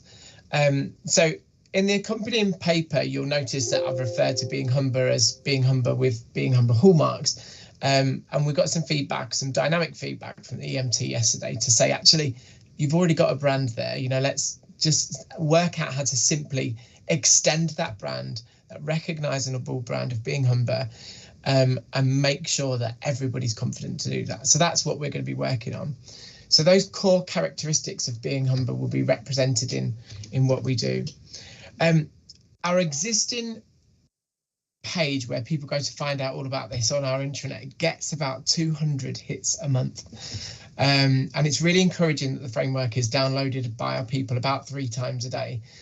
So we know it's in use, and you know, we're excited to sort of show our culture in the sort of refreshed version of it. The Being Humber framework or Being Humber page is going to be reinforced as well with more explicit examples of how our characteristics of the framework can come to life. This page is going to be live and it will continue to grow, offering insights into how we embody Being Humber in our processes, in our staff offers, in our services, and in the way that we communicate. So there's 3, I suppose, places that we're going to start to target the refresh or the relaunch of this. So one of them is in our managers' ability to lead. So with the line managers, so we're going to be focusing on, letting the managers know that it exists. We've got enhancements in there. Another place where we're going to start to extend the brand is really engaging with our heads of, so our clinical leads, our heads of service, who define the processes, the policies and services that we do have, and make sure that they can confidently amplify the brand that we have around Being Humber.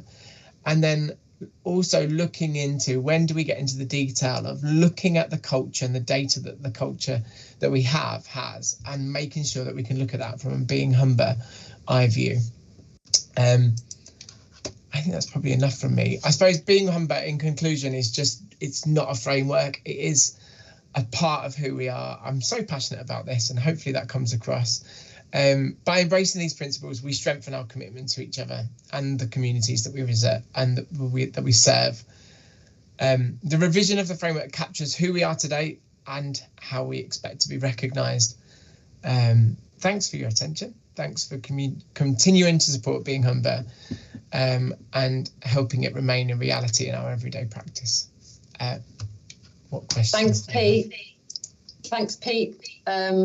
Passion comes across there. It's all good. I actually like that. I really like the hallmarks. I like that. Humber hallmarks. We've got to have everything with an H, haven't we, really, sort of thing. But I like that. I started thinking about having a piece of jewellery with one of them inside, like a proper hallmark. But anyway, that's going too far. Forget about that. Right, let's go to Karen. Yeah, not necessarily a question, Caroline, just to complement what Pete said there. And I think I speak for many of us on this call, but I know I can advocate for my ENT colleagues, particularly about how passionate we are about culture in the organisation. I think what we've seen today through various papers as well is that interconnection between Being Humber and everything that we are doing now. We are seeing that very recognisable brand filter through. I just wanted to reinforce also some feedback we've had, from various different forums as well, not necessarily directly to HR particularly, around how well embedded and recognised Being Humber already is. So it's just to reinforce, really, this is well embedded in the organisation. It has been for a long time. It's part of our common language. People are really on board with it and people understand it. This refresh is particularly about focusing on just giving it that bit of a refresh and that elevation in the organisation, but also ensuring that our culture matches some of that changing environment that we're operating in. So just restorative just culture, for instance, is something it's becoming part of our language. It's something that we're seeing people talk across patient safety, workforce and OD. That still needs to manifest a bit into the organisation, and we're doing that through Being Humber as our cultural vehicle. So great work by Pete and the team. You should be incredibly proud of yourselves, but still a bit of work to do, but really, really great refresh work there, Pete. Thanks. Thanks, Karen. Michelle, then Steph.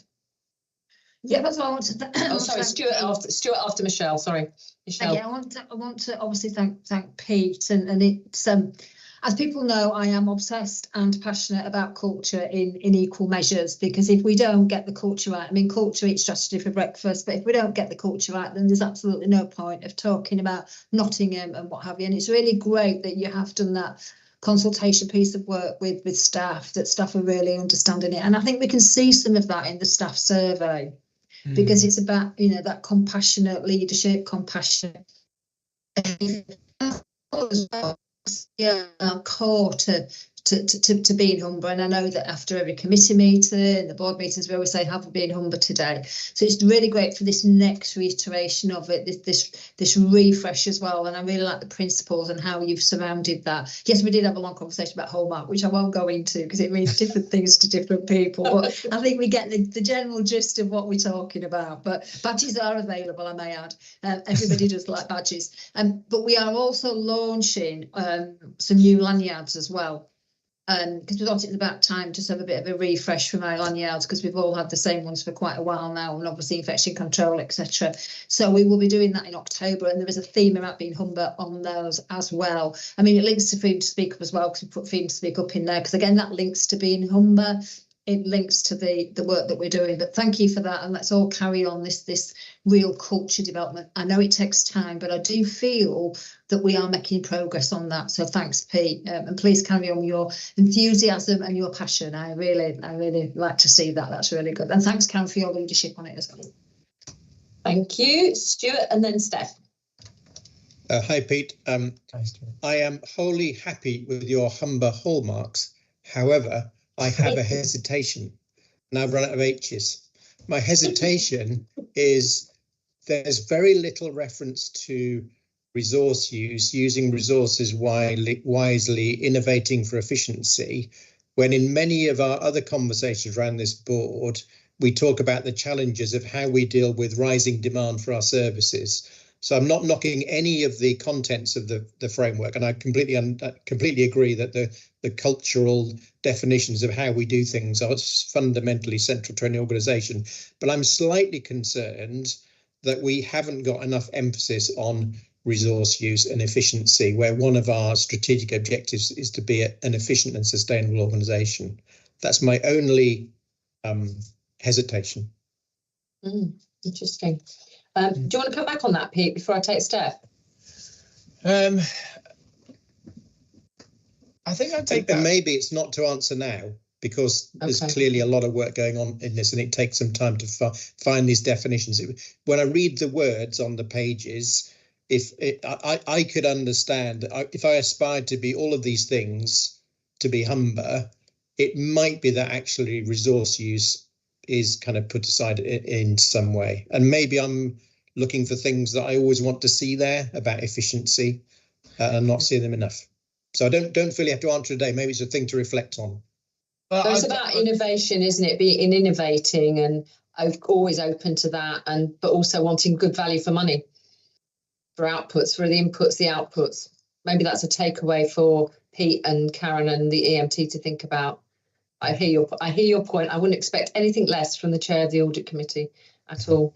Okay, thanks for that, Stuart. Steph. Thank you. Thanks, Pete. And I think you're right to be passionate and excited about this. It's a really, really good thing. All I can do is reflect on how it feels as a new person coming into the organisation, and what the culture looks like and feels like and smells like as you come through the door. It is hugely different from any other organisation that I've come into as a new person, I have to say. And that is really down to the positivity of everybody I've met, the patient-centred nature of all the conversations that I've had, and the real care and courtesy that I've had. And it really does shine through. And I think just as a sort of touchy-feely way of looking at this, I think it really, really does come through in this organisation. And you can see it and feel it when you come through the door. So thank you for that. Thank you for the work you're doing, Pete. And thanks to the exec team for sort of living it as well. It's really, really positive, and I think something that we should all continue to support. Thank you. Thank you, Steph. Thank you very much for that. I haven't got any more hands up. So, Pete, thanks for all the work. I know it cites in the report, which I think is really important and underlines what you said, that this issue around some of the language, what I think specifically pointed out in the report was the just culture. What does that actually mean? And I think with all of this, staff have to really know what it means and how they can look at what they do every day and put it in the context of what this means. And the language is so important to this. So it's really good that there's that sort of involvement from staff, and they're open to saying they don't understand. I think that's really a positive. If they don't understand, then how can we expect them to sort of, identify what they're already doing as being Humber, or understand what is we expect from that. So it was good to see that challenge in the report as well. Okay, thank you very much. Good work. Look forward. I'm glad it's a refresh and not starting all over again. We don't want fatigue on these things. It's an organic process, isn't it? So thank you for that. And yeah, thanks for being with us today, Pete. Thank you. Thank you. Right. Okay, we'll go back to the agenda, and Karen will be the tour de force over the next few items. Item 13, all of these reports from 13 down to 16, they've all been to the Workforce Committee. So they've all been through that process. So over to you, Karen, starting with Disability Equality Standard. Thanks, Caroline. Just conscious Steph's still got her hand up. I don't know if it's Steph, is your hand still up? She may have paused. Maybe that's why. I think it's frozen. I'll come back. Yeah, it's gone down. There you go. Okay. So if you're content, Caroline, are you happy for me to pick all three of the EDI reports up collectively, because they are well connected, as it were. So I'll give a very high level summary because I am conscious of time. So as you mentioned, all three have been to the Workforce Committee and been supported and endorsed in that setting. Also, all three have been to our executive team and have been approved there also. So we have an annual requirement to report on the Workforce Disability Equality Standard and the Workforce Race Equality Standard. So those two reports are standalone, but what they do is examine the experience of those with either a disability or long-term condition, or individuals from an ethnically diverse background, comparing us to national statistics and also our own internal journey. It's important to note that we measure ourselves compared to how far we've come over the course of a period of time. I think it's clear to say, particularly across both of those, and it's nationally recognised, that people with a protected characteristic in our workforce, and it's also reported in our staff survey, do have a poorer experience in the workplace. Although largely what I can say is that year on year we are making good strides in terms of improving that position. However, there is still that gap between those without a disability or our white colleagues compared to those from ethnically diverse backgrounds or with a disability. So that remains an area of focus for us as an organisation, but it is worth us celebrating the fact that we are making year-on-year improvements particularly.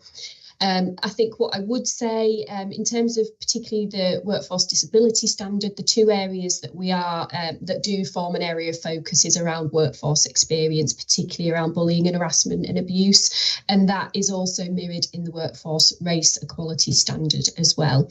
From an assurance perspective, what I would say is, and I know Michelle mentioned it in her report at the beginning of the meeting, that there's been a lot of work over the course of the last 12 months with the launch of the Respect campaign and the impending launch of the No Excuse for Abuse framework, which looks at ensuring we've got a safe environment to report incidents and ensuring that managers are really well equipped to support their staff when they're on the receiving end of incidents from patients particularly. So what you'll see in both of those reports is our progress against our previous year's priorities and the priorities that are set for the year ahead. In terms of the EDI annual report, really that shows a collective effort and all of the work that is carried out by John Duncan, our EDI workforce lead, but also Mandy's team. So a huge thank you to Kwame and his team as well for the support they give in drafting this report. It does sum up the extensive programme of work that sits across our entire EDI agenda. So it encompasses the work across the Workforce Race Equality Standard, the Disability Standard, the gender pay gap, etc., etc. So you see all of that there pulled together in one place. So I suppose if you are looking for a one-stop shop of everything that we are doing relating to the equality and diversity and inclusion agenda, you will see it all there, and all of the national reports and priorities and actions are reported in that one place. So I will stop there and I will open up for any questions and ask board for approval of all three documents. Thank you, Karen. Are there any questions or comments? Stuart? Very briefly, well, it's a brief question, but a complicated question in one way. I think the suite of reports are really fantastic to read. They're very rich in data, quite thought-provoking.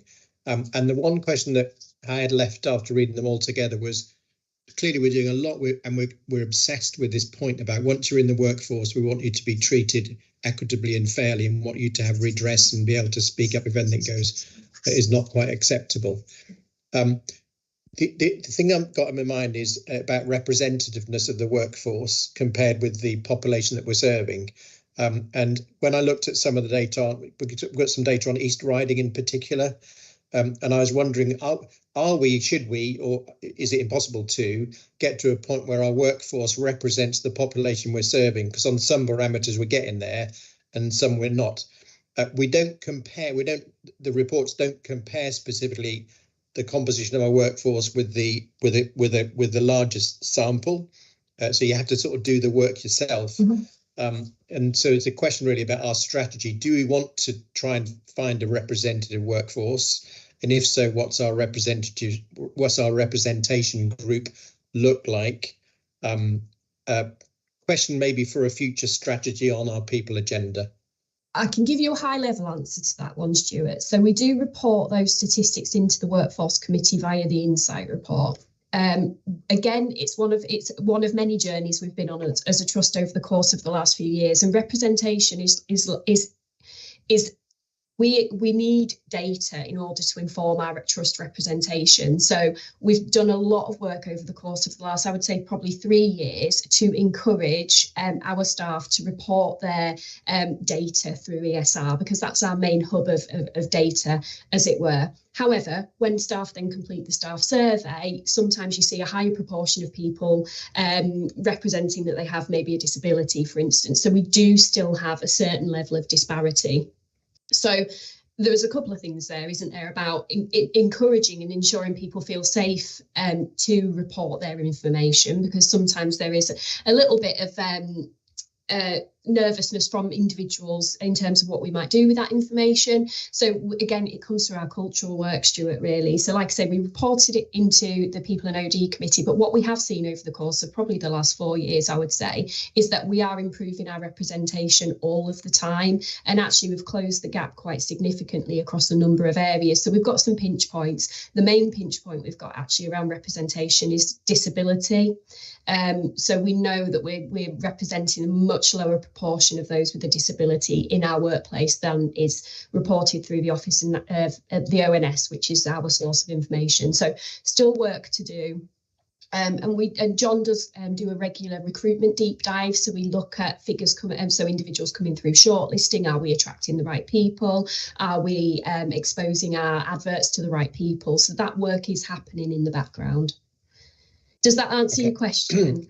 It does. I suppose what the question is, do you say we're aiming for a particular level of representation which reflects the wider community we serve, or are we moving towards, or are we just simply making a comparison and drawing conclusions from without setting a hard target, if you like?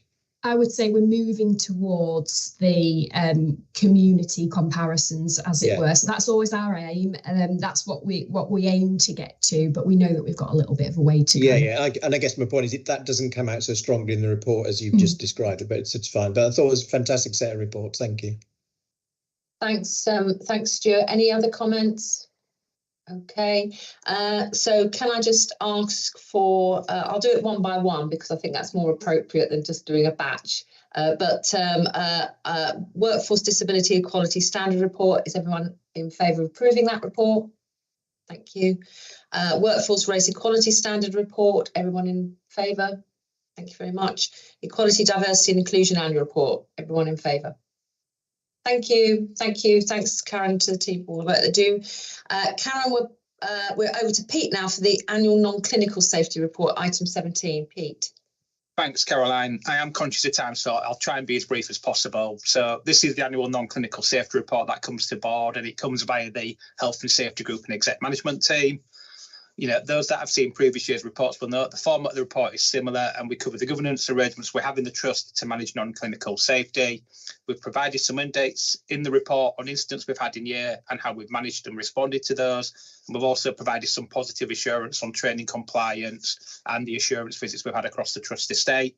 I guess one point I would pull out from the report is we have been working with Pete Cook in the training department to bring forward face-to-face training and reintroduce that for fire, and that's due to commence in October. So that's really positive. I'll take the rest of the report as read, Caroline, and go straight to any questions, if I may. Thanks very much, Pete. Any questions? Okay, no, good. Interesting that that's twice today we've had face-to-face training under you in terms of fire, but also earlier on with Deb in terms of infection control. So it's interesting that work's being done to see what works for people and is most effective on that front. That's very reassuring. So to approve this report, everybody in favour? Yes, thank you very much. Move on to National Staff Survey Plans. Karen? Yeah, I'll be equally as brief. So I've talked a lot about the staff survey in the past, so I won't labour the element of the report that's a recap on last year's results. We know they were phenomenal, and we made some really good progress in those areas. What I wanted to just pull to the attention of the board were our plans for the 2024 survey. I never seem to stop talking about the staff survey, but it is a really important tool in terms of understanding staff engagement. We are on track in terms of delivering and launching the survey, which will go live on the 7th of October, and that will be open for 4 weeks. We have approved in EMT an incentive approach. We adopted that in 2023, and whilst we can't say for absolute assurance that that's the reason why we saw our completion rate jump up last year, we thought that we would give it a go this year as well. So the detail is in the paper. We don't yet have the timeline for the dissemination and the release of the reports once the survey window is finished, but we do often see the initial reports come just before Christmas ordinarily. So just assurance that we're on with it and looking forward to the survey season this year. And I'll just take any questions. Any questions to Karen? No, thank you. That is noted. Over to number 20, quality assurance for responsible loss and revalidation. Kwame, I will take it that it's read. So any additional comment you want to make? Thank you. This is again an assurance report which goes into NHS England for making sure that appraisals and revalidation are inconsistent with the regulation as set up by the NHS England regulation following the Shipman inquiry. I think that we've gone through all the questions, and we believe that we are again making a good standard in terms of appraisals and revalidation for our doctors in organisation. So I'll take any questions. Any questions? No, is the board happy to approve that report that being submitted? Yeah. Okay, thank you. Sorry, Kwame, did you want to say something else? I saw Philip's hand go up. Oh, sorry, Philip. Sorry, Phil. Sorry, Phil. My apologies. Just really briefly, Kwame, overall it looked very reassuring report, but can you just reassure me that the long-term locums, the appraisal system works for them? Because obviously when people are in and out of the organisation, it's quite tricky, but obviously these are longer term, but have we got a good system for making sure their appraisals are done? Yeah, so we have a couple of long-term locums who we have a link. We send a link to us, so we do the appraisals for them. Those who are short-term locums, the process we have is that when they come into the organisation, we would ask them for their last appraisal summary. And we have a process where if we're not satisfied, to get in touch with their responsible officer to get more information. And that is part of the induction that we do for them. Right, thank you very much. Okay, thanks very much. Okay, sorry, Phil, missing you there, Phil. Is the board happy to approve this report? Thank you very much indeed. Move on now to the finance report. Pete. Thanks, Caroline. So this is the financial position for the Trust as at the end of August. I've included in today's paper the wider financial context for the ICS because I think it's important we're aware of that. And, just to frame that very quickly, the ICS at the end of July had a 50 million deficit position, which was the equivalent of their deficit plan for the year.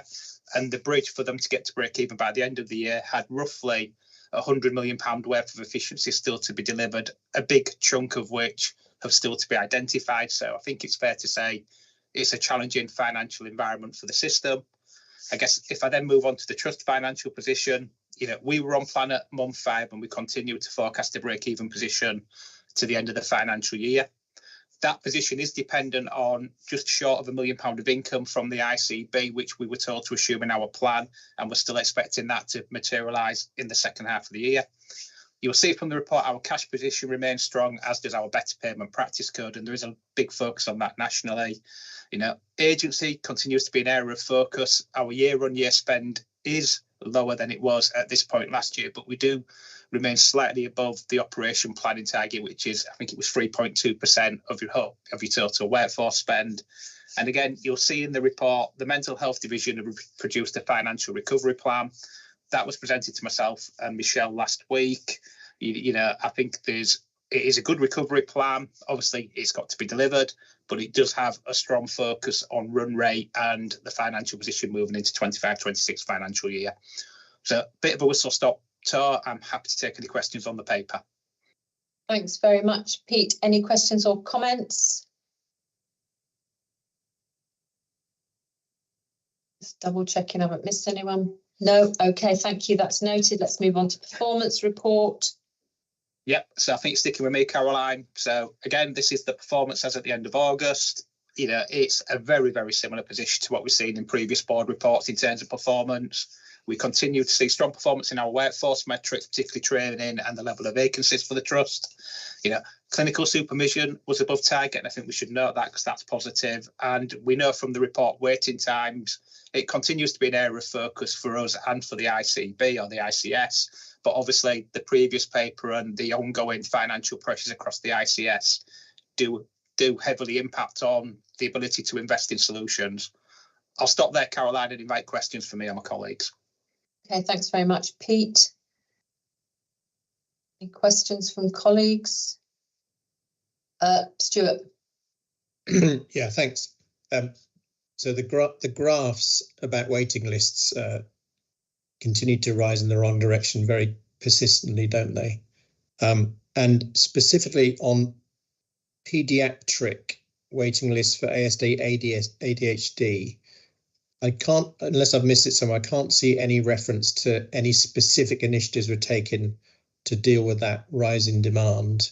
There's actions quoted about adults, but not for pediatric, and I wonder if am I missing something?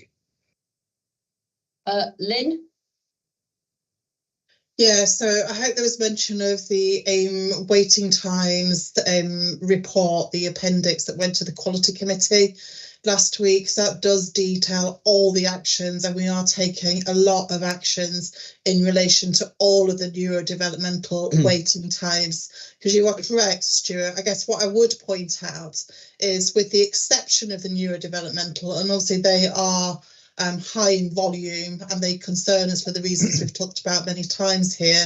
For the rest of our over 52-week waiting times, with the exception of that area, they're actually reducing at the moment, so that's great. But as we have discussed here previously, unfortunately, our resource is outstripped by the demand that we have got. We continue, however, to focus to ensure that the resource that we have got is working as efficiently and productively as it can be. And we've just had a repeated sort of capacity demand analysis across these pathways as well. There's further papers that are actually going to EMT in October about options, given that further funding has not been forthcoming, about what we do in relation to this, and obviously the sort of risk that we carry as well. The advice from the commissioners at ICB and place level is to ask patients if they want to be referred through the right to choose process to alternate providers. That's very difficult, but we were advised to do that. We have been doing that. But obviously there aren't, to be honest, many providers, if any providers, that have shorter waiting lists than ours, because even the independent sector obviously is overwhelmed by demand also. So it's a very difficult ongoing situation that we're not satisfied with. It is a system issue. But as I say, EMT will receive those further papers in the next month around what we do going forward, given all the work that we've done already around this. So I presume on that, Lynn, then come November board, that would take in the context about what's come back from the ICB, and we might have a better the next performance report there, short of any conversations we all have in between that at committees and what have you. A bit of another a sense of what's happening here and what we can expect to do, because I know from board to board and outside of board, there's a lot of engagement by yourself and the team to look at what could we be doing differently, what actions could we take, and in fact, but there comes a point, doesn't it, where you sort of think, given the scale, and the financing, and then having the staff, are those actions going to make any, a huge amount of difference? I'm sure they're making some difference, but it's sort of understanding what are the limits of our ability to affect some of this. Not that we're giving up trying at all. We're always looking for solutions. Is that a fair? That's a fair summary, Caroline. And again, around, strategically, given all the work that we have done, we have some great conversations. We've got new models in development, but without resource, they aren't going to materialise as it stands at the moment very soon. So strategically, as you say, the position that I'll be putting to EMT is, we've done all of these things. This is the situation. Here's some options are really around the way forward from here, given how difficult it is. But we're absolutely not taking the focus away. And I can assure you the resource that we've got is working as productively as it can be at the moment. But we're still seeing high level of referrals, increased demand, as you know, from previous discussions that we've had. Yeah. Phil, and then Michelle. Just really, I mean, Lynn said everything, but just to reassure you that we asked Lynn repeatedly at Quality Committee, and we're over this. Any of the other areas that I'm involved in and got knowledge of are in this situation or worse. And it's really quite frustrating that the ICB are not taking this up. And it's wider than that. It's a national issue. But we really need to be thinking how we can innovate, whether we can put more resources in, but what help and assistance is going to come nationally, because there's a national shift in referral patterns that has changed and is being sustained as some other post-COVID patterns are settling down. This doesn't seem to be settling down, so it does seem to be a sustained change, and Ben Met Health Trust need help. Yeah, and I think that reflects some of the discussions we've had with governors when we've talked about this, about understanding, that wider piece around we need clarity, and we need support from nationally, don't we, in terms of tackling some of this. We can't just people choosing to go somewhere else where the other places have similar problems. So it's not an answer, is it? Michelle, and then Lynn again. Yeah, I mean, this is obviously it's a very topical point, but just to reiterate, I think what Lynn touched on, what you did, Caroline, that we are in constant, almost daily conversations with the ICB about particularly our waiting lists. If you remember, we have got some SDF allocations that have not been allocated yet. That hasn't actually even been allocated to any of our waiting list initiatives, which we have actually pushed back on. And we will continue to do that, even though it's actually at the moment unallocated. It's gone into part of their funding pressures pocket. And I think there'll come a period, because if you remember last year, we did subsidise some of the waiting list initiatives that we did out of our own money, but we haven't got that available anymore. And that's probably one of the reasons why we are in a slightly beneficial position than others. And it's not good. I'm not saying it's good, because it's not. But we do constantly look at EMT about that productivity, how we can get more productivity out whilst maintaining quality. And obviously we need to think about the assessment as well, once people are assessed where the care is after that, because that's another issue that we need to address as well. But it's just the sheer trajectory of the demand that's coming through that is really, really almost untenable. I think what we're going to have to come a point that we'll do, and we don't do this very easily, is actually from myself and the chair to write to the ICB at some point on behalf of the board. I'm not quite sure we're there yet. I just want to see how the next month or so plays out with the SDF monies, etc. I don't think there'll be any money from the national perspective, because all the meetings I've been in with ministers and others, it's all, well, the money is the money. I mean, obviously there's a review coming up in the autumn and various other things, but there needs to be a shift.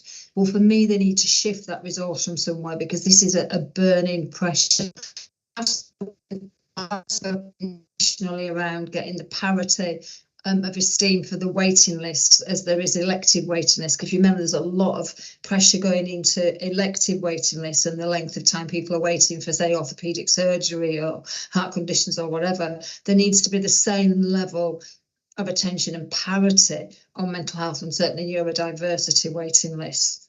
And that's what I'm trying to shift from that national piece. But I think there will come a tipping point, and I think EMT will let the board know when we think that is, when we do need to collectively write as a board, or even have some conversation to say, this is no longer our waiting list. It is a community waiting list of which the ICB has to maintain that responsibility, and we have to close it. I mean, I know we've closed it in some elements, but we can't, because we cannot keep giving. It's not fair on the individual. We say patient-centred care, which it is, but it's not fair on that individual if we know that they're going to be on a waiting list for an awful long time. Thank you, Michelle. Lynn. Yeah, I just wanted to come back on the point about what we are able to do. So we are actually very actively, because we think the resource that we've got primarily would be better invested in early prevention and intervention rather than diagnoses, which again we've discussed here before. So actually we are making steps where we're able to, within that resource, to push that into schools as a strategy. That won't pay off in the very short term, but obviously, as we know, that really does need to be the direction of travel, that focus away from diagnosis into actually what will make a difference, which is that early intervention and support piece. So where we're able to, we are doing that, and we are translating that resource towards schools and education. Yeah, thanks very much, Lynn. Thanks everybody for your contributions there. I just think because it is something we come back to from one board to another, I think for our benefit, having that conversation, but I think also as it's a public board for anybody who might be watching this or later on, I think for the, that sharing of understanding around the challenge in this and what we're doing is really important to be heard as well. It's an opportunity to do that. So thank you for spending a bit of time on that. Unless there are any, I don't see any other comments or questions on this. Thank you for that. That report is noted. We move on to winter plan. Claire's been involved in this as well, but are you handling this, Lynn? Yes, I am, Caroline, thank you. So yes, but Claire, as my deputy, has been doing the detailed work around our winter plan. So this is our plan for the forthcoming winter, 2024-25. It is predicated, as you can see, on a national guidance and ICB guidance. As Michelle referenced earlier, we have been anticipating the usual NHS England's winter planning letter setting out the sort of priorities. We did actually receive that last week, so I had to retrieve my paper and add to, so it is summarised at the forefront of the paper what that guidance said.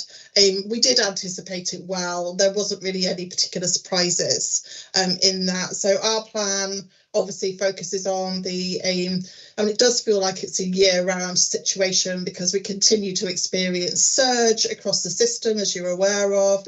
The acute hospitals still experience that sort of pressure of demand. In fact, it's been a very high level of demand this week for acute hospitals, and obviously that focus on reducing waits for ambulances. But our plan has taken all of that into account. It is predicated on seasonal variation. We have thought about sort of infection and how we anticipate that. That obviously has an impact on our patients and demand, but also obviously on our staff availability. Industrial action, as was mentioned earlier, still continues to be a focus for us. We've got GP collective action taking place at the moment. So again, we've tested those plans a few times through this year. So feel that we're in a robust position. All the divisions have surge plans that are bespoke to their areas. There is a summary of the divisional priorities in terms of additional actions they're taking to prepare for this winter. That then obviously translates into their divisional detailed operational plan. So there is just a summary there, but very happy to pick up any questions.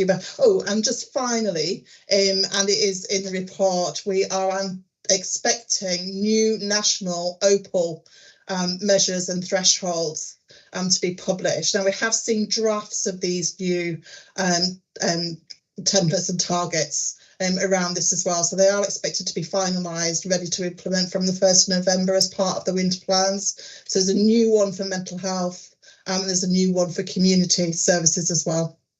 Thank you. Thanks very much, Lynn. Any questions? No, thank you very much. That's noted. Move on then to the risk register. I hope we've got Oliver with us. You do indeed. Good afternoon, everybody. Thank you for your patience.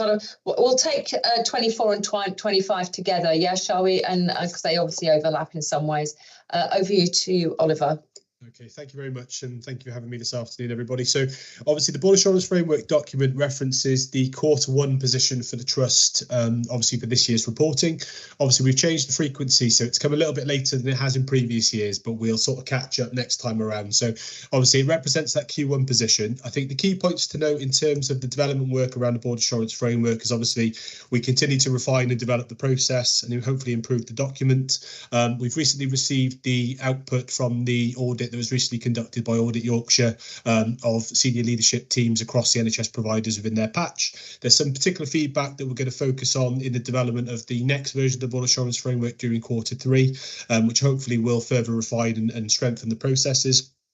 In terms of this year's review, obviously we reviewed and approved the updated risk appetite, which was done obviously in June as a collective exercise, and that's been incorporated as part of the document. It's all been for a process of review by the relevant board subcommittees based on where the strategic goals are aligned, and obviously any updates in line with the strategic monitoring framework have been referenced in the document. Obviously, as I mentioned, it's a Q1 position, so some of the information I suppose could be deemed as a little bit out of date in terms of things like finance and things, because it represents that position at an end of Q1. I don't know, we've had obviously position for month 5 today, but as I said, as we kind of develop with the new frequency of reporting, we should hopefully catch up for the next time around. So that's the Board Assurance Framework. With regards to the risk register, obviously there has been some movement since last reported to board. I think we've seen 3 risks that have been reduced now that no longer meet the threshold for inclusion.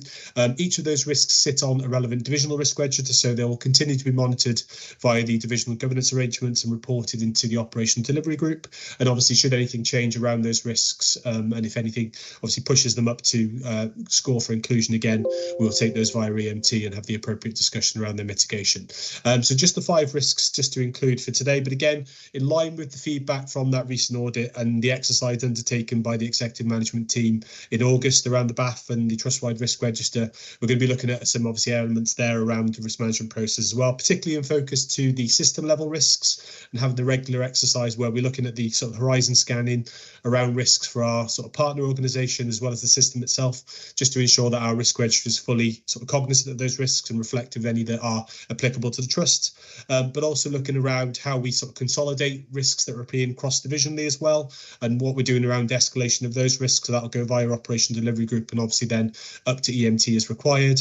And then also looking at any gaps on the Board Assurance Framework as well, and how we are making sure those gaps are recognised on the risk register also. I think we've done some provisional analysis and all the gaps that we currently have are captured in one form or another on the risk register. So we just be really clear in the document going forward around where those risks are, what they're scored at, just to make sure that we're referencing them clearly in the document. Because obviously we've moved process obviously during 23-24 to have a bit more of a, I suppose, a new style of approach to the BAF, which has been really well received and is working well. But again, it's just making sure we're not losing anything in the sight of that. So those are the key points to highlight. Obviously, I won't go into too much of the detail. Hopefully you've all a chance to look at the documents. Happy to take any feedback as ever, any questions, which obviously will allow us to continue the development work into Q3. Thanks very much. Obviously, it's gone through a number of the committees in August as well, and that's obviously on the document. Any questions or comments for Oliver? No, that's good. It's good to see the revised risk areas there that we discussed before. And it's going to be interesting seeing some more of the outputs from the review that's happening as well. I thought they were all very good questions, actually, to be answered and looked at. So thanks very much. Is everyone happy to approve the risk register update? Thank you very much. Is everyone happy? And we're denoting the Board Assurance Framework. Okay. Thanks very much, Oliver. Have a good rest of the week. Thanks, everybody. Oh, thank you. We'll move on now to Pete and the charitable funds governance arrangements. Pete. Lovely. Thanks, Caroline. And we're doing this as corporate trustees, this item. Yeah. So we discussed this paper, we discussed this at the Charitable Funds Committee, and subsequently we discussed this paper at EMT and agreed we'd bring this paper to the board. I think the backdrop to the paper is, since we brought the charity in-house, we've strengthened the governance arrangements we've got in place, And by that, we've introduced a charitable funds group that meets monthly. It's chaired either by myself or Rachel, depending on availability. And we meet to discuss the day-to-day operational aspects of the charity, ensure it's functioning as we intended. You know, we have an overview of wishes, making sure wishes are progressing through the system, check where we are on fundraising and other aspects. You know, that charitable funds group do provide an assurance report or an update report to exec management team on a monthly basis to give that level of assurance that the group are doing what we intend that group to do. So given the strengthening of the governance arrangements we've got, the proposal is that we discontinue with the charitable funds committee, but at each public board meeting, we continue to provide an update on the activities of the charity in the chief executive report, as we have done today. You know, as and when required with the scheme of delegation and standard financial instructions, we would look to bring together a meeting of the trustees, a bit similar to the REMCOM arrangement. You know, for example, that'll probably come up in the next couple of months to approve the charitable funds accounts. So kind of that's a snapshot of the paper. I'll stop there. And I don't know, Stuart, you want to comment as the existing chair of the charitable funds committee? Anything to add? Just to add, yeah, I think on balance, this is the right move right now, and we're still in transition, to be frank, with a charitable activity. We've still got some fairly hard targets to chase to raise money. So it could be that we've got the right arrangements, but we're not out of the woods yet in terms of our fundraising targets, which we'll have to take care of as corporate trustee. And my only comment is that the charitable, the governing document for the charity needs to be updated to define the levels of authority that we're giving different parts of the organisation under the new guise. My hope is that the charity will perform well and we don't spend time collectively as corporate trustee, more time than the charitable funds committee did. That'll be the test of whether these arrangements work. So let's hope they do. Well, you're a good person to point that out to us if that's not happening, Stuart, for a start. It would be very welcome. But thank you for that. I can't see anybody else's hand. I mean, for Keith and Steph, we've had a lot of discussion around this over the last, well, what must be 18 months, and about what we should do, and earlier on this year about what the governance might be. So this is a sort of pulling together some of our thoughts in this space, I think. So it's not a surprise. So is everybody in favour of approving the Director of Travel for our governance of charitable funds? Thanks, Pete. And, you know, just to say, I think, I mean, I know there's some big issues around our targets and also looking externally to people who would support our organisation and different funds. But I think there's been a massive pickup. And one thing I'm delighted to see, and I think it's in your assurance report, isn't it, Stuart, that actually we're dealing with these wishes much more quickly from our teams and staff, which is really great to see. The machinery is working really well. Yeah. So without further ado, that takes us to you, Stuart, and the Charitable Funds Committee Assurance Report. So I'll take it as read, but just to reiterate then. So we've got, I think the mechanism we've got in place now, as I've just described as the machinery, seems to be working well. There's some good response from divisions internally about working with the new wishes process. There's a plan for fundraising. There's a well-developed now schedule of activities. There's a distinction between smaller schemes, so they're wishes, and bigger schemes, which are dreams, which I think is really helpful, allows some focus. I think there's, as I say, still probably everything to play for in terms of achieving our fundraising targets, which are due to rise kind of progressively each year. And I think that's probably the thing that we as corporate trustee just probably need to keep our eye on in terms of results. Great, thank you. Any questions or comments? Nope, that's noted. Let's move on to Quality Committee, Phil. Yeah, this is Quality Assurance Report for August. Just to mention that we had another Quality Committee meeting last week. The reason for the cluster is so that we could cover most of the annual reports, which we have done, and we've seen several here today. It's really great to see some of the reports that are, to see the reports which are uniformly of a high quality and give good assurance. And I think repeatedly in the Quality Committee, we're wanting to just really make sure that there's more emphasis on the so what for our patients. So as well as being really pleased to hear how much we've talked about culture this morning, we're also pushing in the Quality Committee to see evidence that the changes are not just meeting sort of governance standards, but they're actually making a real difference for the patient. At this meeting, our audit chair was present, so Stuart was there, and he initiated a discussion about making the 3 areas that the Quality Committee is responsible for in the BAF more aligned to board key priorities. And as always from Stuart, that makes sense to me. And so we'll be working on that. We've been asked to pick up a focus for falls, and I think that's coming in November. And we're also asked to quality assure the budget reduction strategy, and that was picked up last week. And so, yeah, so things are going well. We keep getting lots of jobs to do from board, but we're enjoying dealing with those. I'll take any questions. Thanks very much, Phil. Any questions or comments to Phil? No, thank you. That is noted. Mental Health Legislation Committee assurance. Steph, I realise this is your first board, so I don't know how much you've been given some advice on this one, or is there someone from the MT who'd like to pick it up? Steph?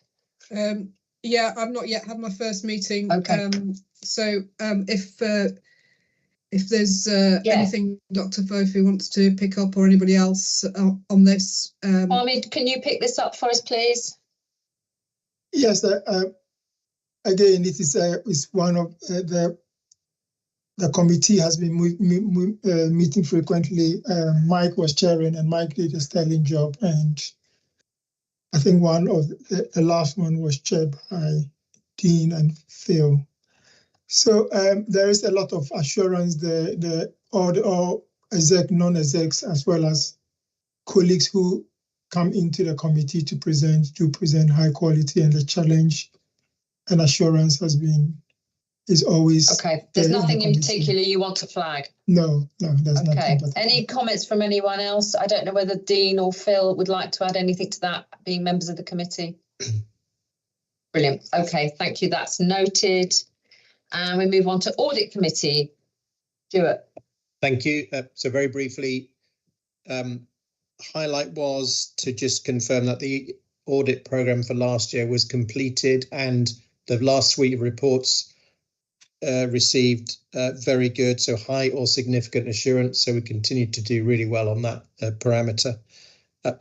We had a really good deep dive into the Mental Health Division risk register, which is a good source of checking whether the risk management system works, and it still appears to do.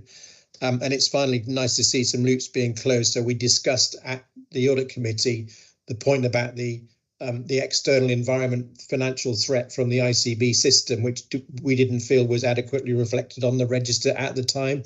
It now is, which is always good to see. So it's nice to see those loops. And there's so many connections between what I'm seeing at the audit committee and the reports that come here and other committees. I feel like that system of governance is still holding up, and with the connections are being made and the loops are being closed. So that's all positive. Thanks very much, Stuart. Any questions or comments to Stuart? No, thank you. That is noted. Workforce. Well, actually, is it going to be called People now?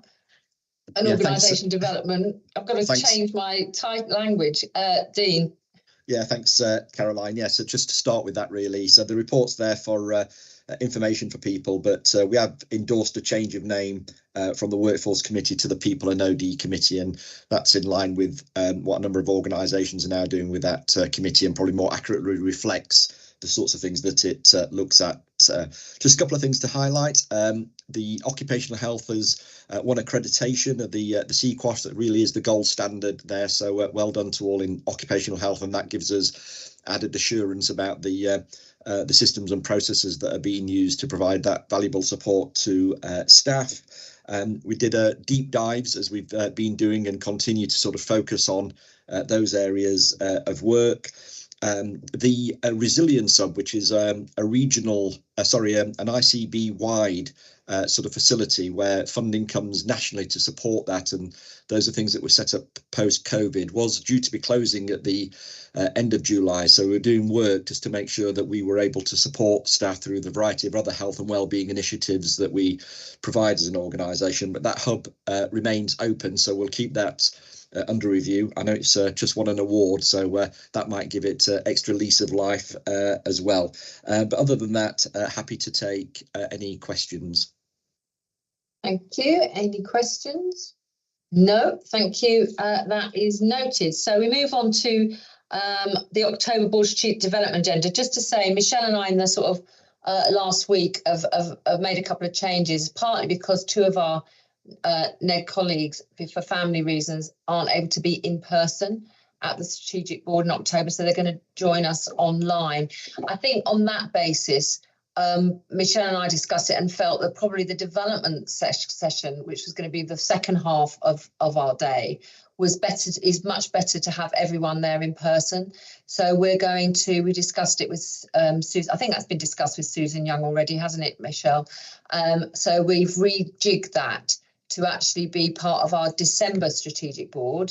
I know it seems really early, but we're even thinking about Christmas. Normally in December, we have our Strategic Board, followed by a very nice team building Christmas lunch together afterwards. So we're going to have that development piece with Susan about our roles and responsibilities, succession planning, what have you, and working together in December. So we haven't decided yet, have we, Michelle, whether we will add anything into that space that we could feel we could do in a hybrid format, but we're still sticking to the first part of agenda as outlined on this document. Any questions from anybody? Does that make sense? Good. Okay, lovely. And move on. Any other? I haven't had any items to escalate. I haven't had any other urgent business. Review of the meeting, being Humber.